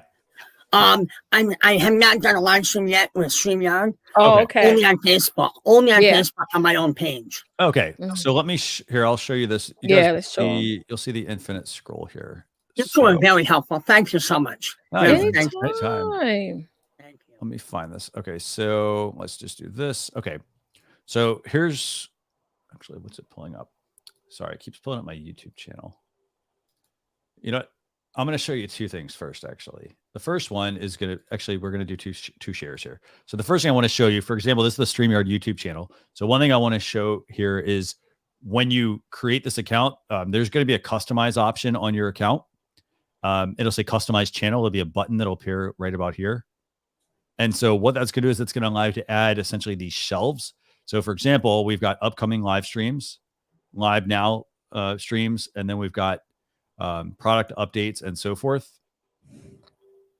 So just something to keep in mind. So if you are going to be broadcasting, scheduling a live stream, for example, and it's pushing it to YouTube, you'll want to go in and customize this part. There's a button. It'll say add, customize the channel, and then you'll be able to add essentially playlists.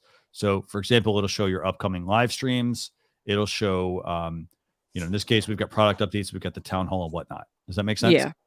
Yes. So I can add in, so I can customize and actually have a video that they can see that I've already done on YouTube, and they can watch that if they want. At the same time, they're going to learn about, we have a live stream coming up in a week, but at the same time, they can click on a YouTube video that was previously produced.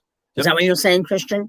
Well, so what I'm saying is it allows you to, when you schedule your stream in StreamYard, it puts it on your YouTube channel, but people don't necessarily know about it. Yeah. And so you need to add that shelf.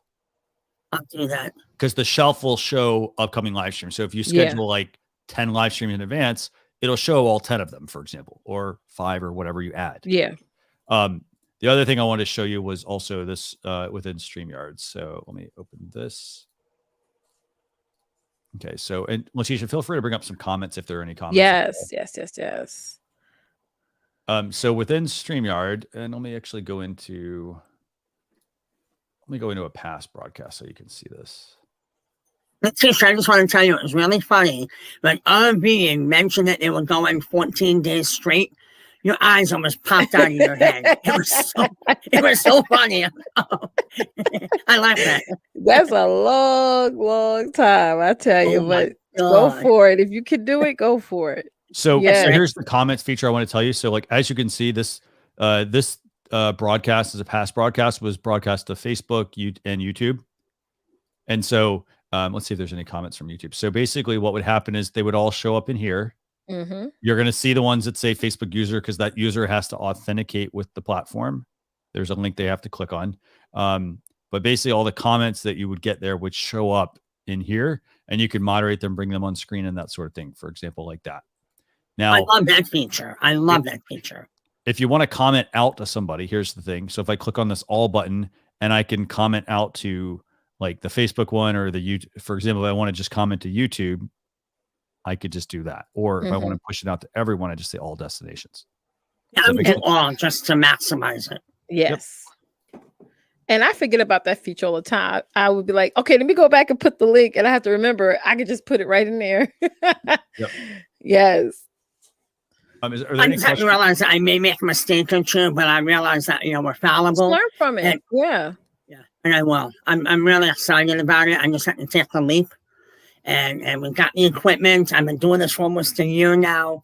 And so I'm just going to take the leap. And, who knows? Maybe we'll have 102 people watching at the same time. Who knows? You're doing something where you're going to have a huge movement. Like how many, it's probably hundreds of thousands of landlords that are going through, huge issues. And, at the end of the day, they're always looking like the bad guy. You know what I mean? It's sort of like, it's kind of hard. You don't want to kick people out because they're not paying or fulfilling their obligations, but then, you know, you also have to make a living as well. So, you know, you're going to, I could see a huge movement that you're going to start, you know, just for landlords. So like you're on their side, you know, which doesn't happen often. My parent business, we've been in business, may have been 30 years. We've been in the industry. I personally, our company has over 1,300 clients. So it was just a natural what's what I'm looking for?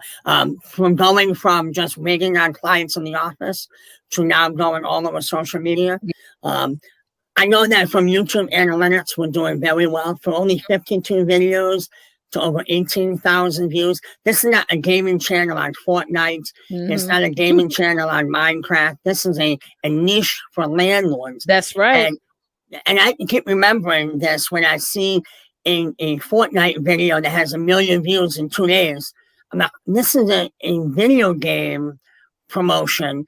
And we are talking about people who are losing their homes because tenants are not paying rent or they're being destroyed. And I kind of keep reminding myself that, and it's working. You know, Fortnite is different. You got an industry where the consumers are children, and then you got one that's adult. So obviously those are two totally separate spectrums. So if I were you, I would double down and capitalize on you know, dominating that niche for landlords. You are the go-to person for landlords who either struggling with their investment properties, struggling with renters, you know, struggling with flipping, you know, dominate in that lane. Yeah. And we really are. And that's, you know, we are in our area, we're in the capital region of New York State, and we are the go-to. You know, we are referred to by different government agencies, even though they're not supposed to do it. They do it. You know how it is out here in New York. Everything's in favor of the tenant, not the landlord. So you got to, you know, really build that popularity in New York State itself, and then expand from there. Leticia, I love you for saying that, because it really is. New York and California are so the struggle. It came out in 2019. I won't get into all of it because I can monopolize the show for the next 5 hours, so I won't.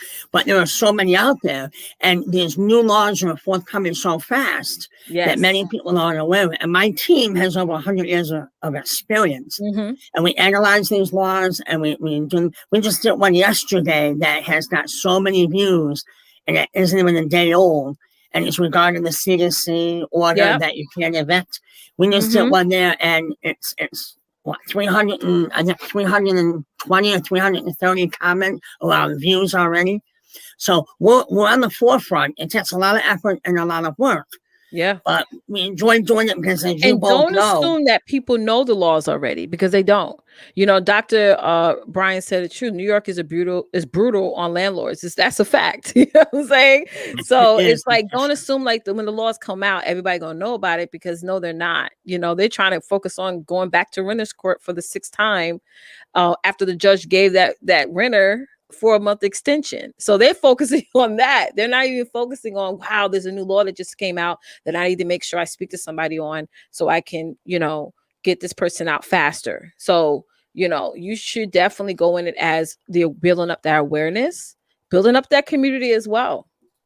We have clients that will call us, literally clients who may not have had to do anything in the last couple of years. And a lot of these major laws came out in April of 2019 and June of 2019. And some of them are completely unaware. They're focusing on not getting sick during that time. They also don't know all of the intricacies. And we let them know, especially now when you don't follow the laws the way you're supposed to, you can actually cost yourself more money. Some of them are at the point where they want to change the locks on the door, they want to turn up the hot water, and we let them know that they can be facing fines of up to $500,000 by the federal government. Can't do that out here.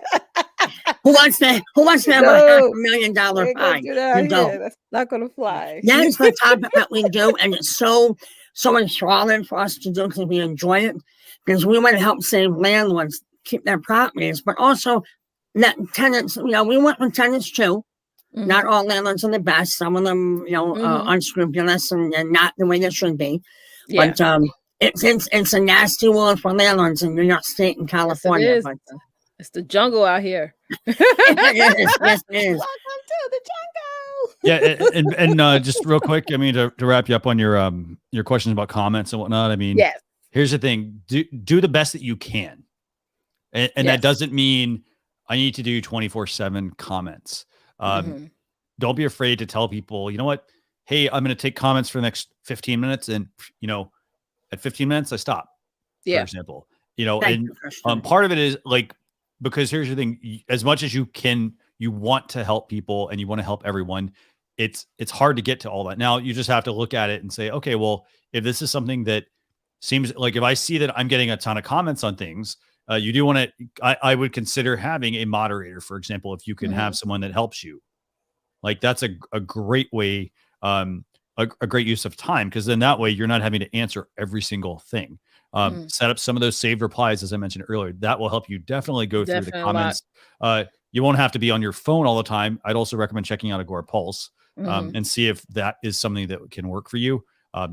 For example, I use it. I know we use it here at StreamYard as well for helping us stay on top of our 20-something thousand Facebook members and 20-something thousand YouTube subscribers. So, it helps. And you have to find smart ways to cut corners. Yes, very true. Almost very like a smart cut or something like that, And basically, there are things that are not going to, like, they're going to free you up for some more time, but they're going to still allow you to be smart with the way you're able to respond to people. So that's true. Don't be afraid, like, hey, I can't get all these comments. Don't feel like you have to do all of them. Do what you can. And I'll actually say you would actually come out in the long run if you pull out like a couple of those. Like, let's say there's 5 comments you can't get, but you're like, you know what, those are really good questions that I could turn into a live video or a podcast or something like that.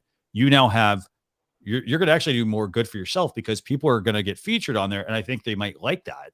Yeah. Obviously, ask them for permission, but make sure you ask them for permission, obviously. But that's true. That gives you then a more opportunity, and it helps you actually expand your platform. Exactly. Very true. Yeah, and I'll do that, and I've done that on YouTube as well, because people will ask questions, and I'm like, oh, that's a great topic. Before we started our YouTube channel, we had about 40 subjects that we were going to talk about, and then COVID-19 hit, and practically every one of those 52 videos, save for about maybe 3 or 4, are all related to the eviction moratoriums and the COVID-19 crisis and how it relates to landlord tenant issues.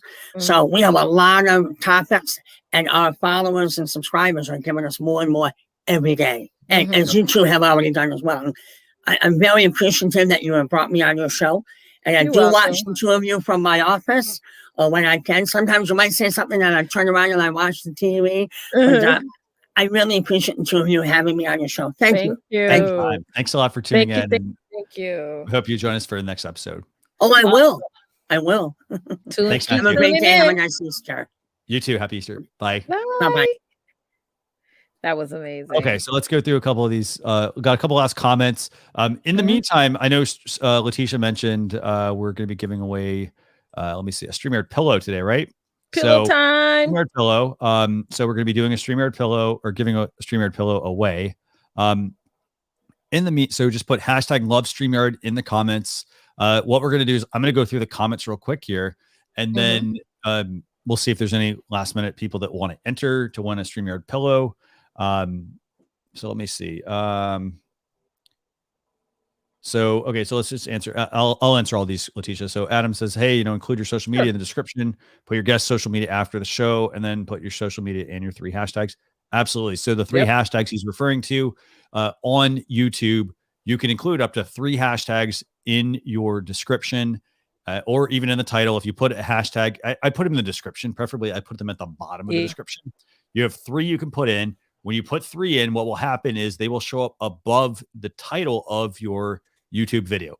Now, when somebody clicks on it, they're going to go to all of the videos, for example, that are anything that's using that hashtag. You can also go to youtube.com/hashtag/ whatever the hashtag is.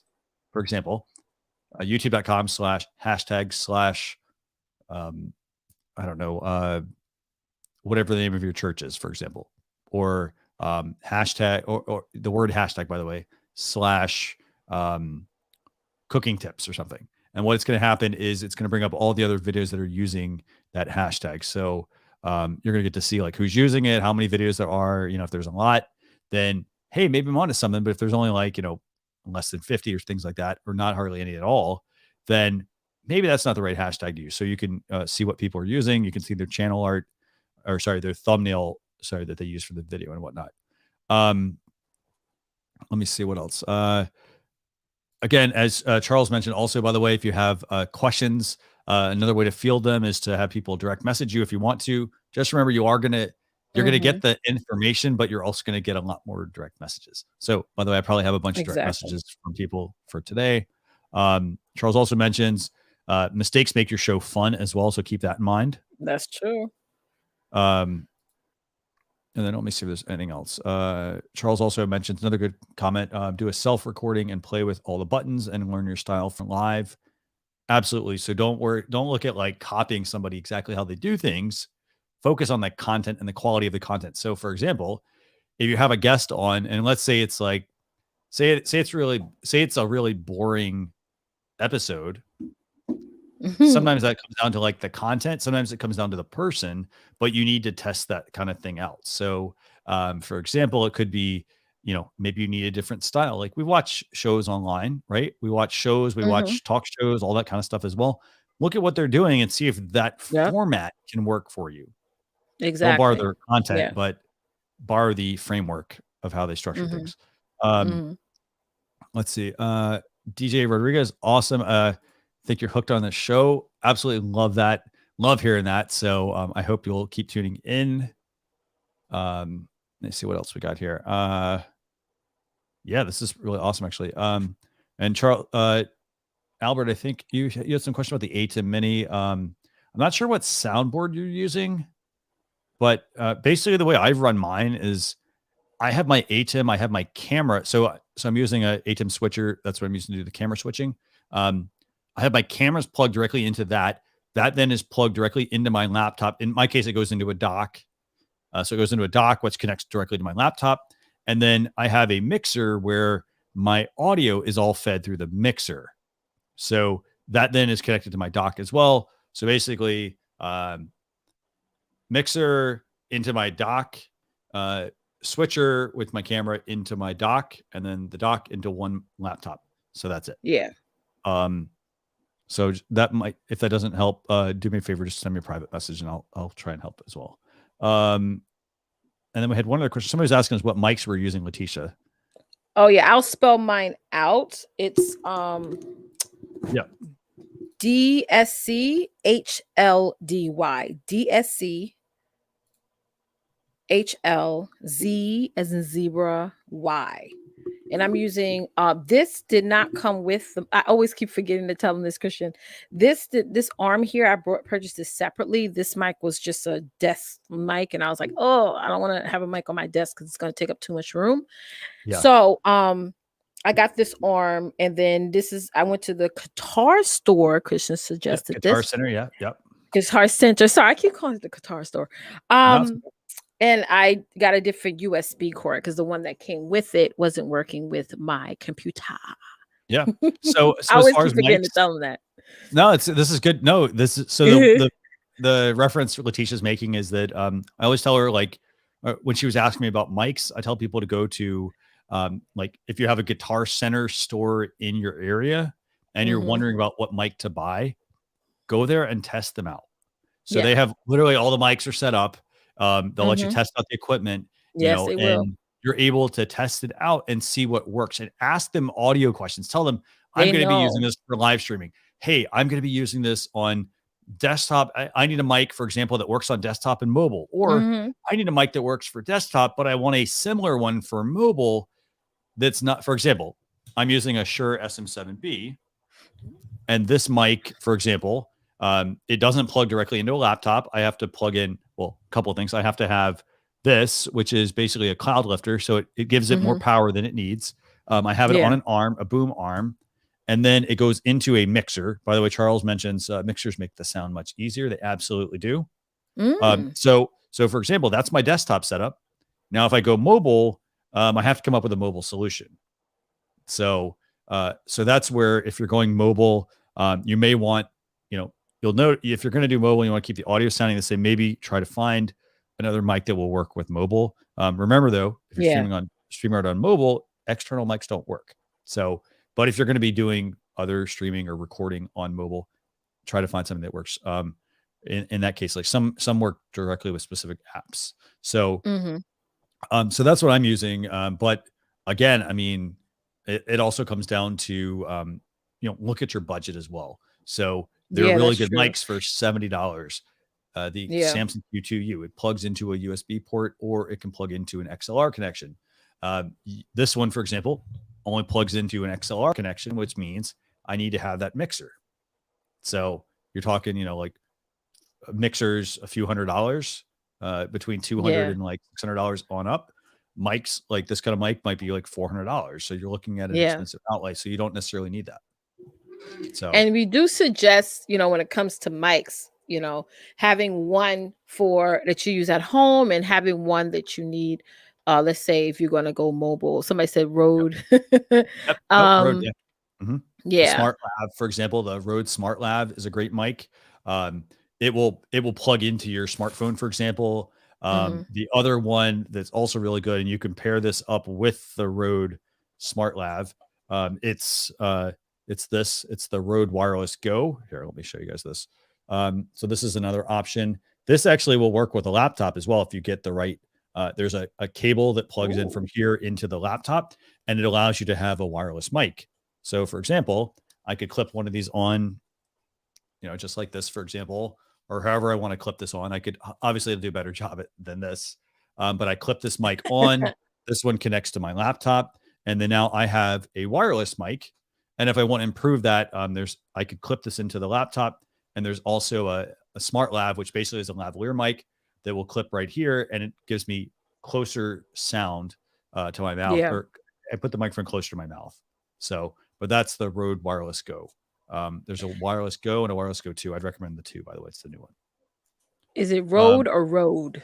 Somebody asked. R-O-D, Rode. I mean, so yeah. What other? Let's see. Are there any other questions we have, or is it giveaway time? I think it's giveaway time. Are y'all's ready? Let's do this. I think they so. Are, Christian. Let's do this. We're using Wheel of Names. I know we have. We also have a tool at StreamYard that our co-founder Dan Briggs built, and it's a fantastic tool. We're waiting to get that access to that at some point. But for now, we use Wheel of Names where we put your name in and just click the button and whatnot. So let me go ahead and mute the audio for that. So Leticia, feel free to spin away. Let's spin. This is exciting.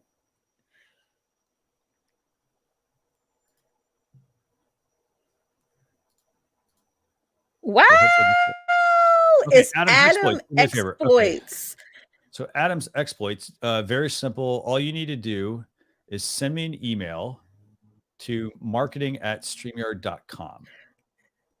So let me pull that up real quick. So this email, marketing@streamyard.com. And do me a favor, just reference LSR, basically live stream reviews. All I need. Cool. So we're gonna stock up on your pillow collection. So I just have a couple of quick points here I want to make sure to mention, by the way. So we got Adam. That's awesome. Congrats, Adam, on that. So just a couple of quick things. I want to thank everybody, for starters, for tuning in with us this week. Yeah, the show. Love doing the show. Love helping you all. So be sure you keep tuning in. Now, just a couple of quick things coming up. So let's see. Let me just pull up my calendar here real quick. It's the first. So next week it's D and. Okay, so next week we've got YouTube channel reviews. So they're gonna next Saturday at 12 p.m. Eastern Standard Time. They're gonna do YouTube channel reviews here on the StreamYard channel. So it's basically taking the place of this show just next Saturday. They do it once a month. So if you have a YouTube channel and you want to get them to review your YouTube channel, they'll review things like, maybe first impressions or the banner on the top, the title, for example, maybe your videos, what links you're sending people out to, all that sort of stuff. Check out that video. It's going to be at youtube.com/StreamYard. So that's going to be I think we might even be able to broadcast that in the Facebook group, but it's definitely be on youtube.com/StreamYard. So go check that out. Make sure you subscribe to the StreamYard YouTube channel so you get notified when they go live next week. In addition to that, I know we also have the Live Stream Success Summit. This is going to be happening the 15th of April. So that's, let's see, is that a Thursday, Leticia? I think it's a Thursday, right? Yeah, I think that's a Thursday. Yeah. Let me double check. So we got Live Stream Success Summit. Just go to StreamYard.com/SY Summit. We've already got a few thousand people already registered for this. We literally just opened it like I think 1 or 2 days ago. I know. I think they said almost 10,000 people have already registered. Yeah, we got quite a lot. So it's StreamYard.com/SY Summit. In addition to that, Leticia, do me a favor, tell people about when's our next broadcast. Our next broadcast, and grab my calendar up. Our next broadcast is going to be on April 17th, guys. So you definitely want to tune in. So make sure you're registered for the StreamYard Success Summit. StreamYard.com/SY Summit. I just dropped a comment there for you. And as Leticia mentioned, our next show of live stream reviews is going to be April 17th, 12 p.m. Eastern Standard Time. So just a quick recap. The YouTube channel reviews next Saturday, 12 p.m. Eastern Standard Time. So same time as this show. Write this down, guys. The 15th, so the following week, 12 p.m. Eastern Standard Time, we've got the first Live Stream Success Summit. We've got a lot of great speakers there. Seth Godin's going to be keynoting that for us. We got Amy Landino. Who else do we have? We're going to have Dee and Daniel, I think, and Roberto, and a whole bunch of other people as well. Jessica Phillips as well is going to be there. She's from Now Marketing Group, so she's going to be talking at the summit as well as a whole bunch of other people. And then lastly, we have live stream reviews next Saturday, 2 Saturdays from now, the 17th, 12 p.m. Eastern Standard Time. So dates to remember: 10th, 15th, 17th, all of them at 12 p.m. Eastern Standard Time. So hope to see you all there. Want to thank everybody for watching. And again, Adam, no live stream reviews next Saturday. It's going to be YouTube channel reviews instead. Yes. And then we'll be back the following week. So we'll be watching the YouTube channel reviews. So Christian and I will be in the chat with y'all. Definitely, yes. So anything else you want to add, Leticia? That's it. This is a great show. And like we were saying, guys, just get out there and dominate. Just do your best and have fun at the same time. Definitely, yeah. And Adam, by the way, be sure you email marketing@streamyard.com. We'll make sure we get your StreamYard pillow out. But I want to thank everybody for watching. I want to wish you a happy Easter as well. If it's Easter, I think that's coming up. That's tomorrow, right? So happy Easter, everyone. And again, I mean, if you have any questions about your live streams, do us a favor, tune in to the show every single week. We love bringing you on and helping you work through some of your issues or teaching you a few new tips and tricks. So thanks a lot for everyone. Thanks a lot. I love y'all. Bye. Bye.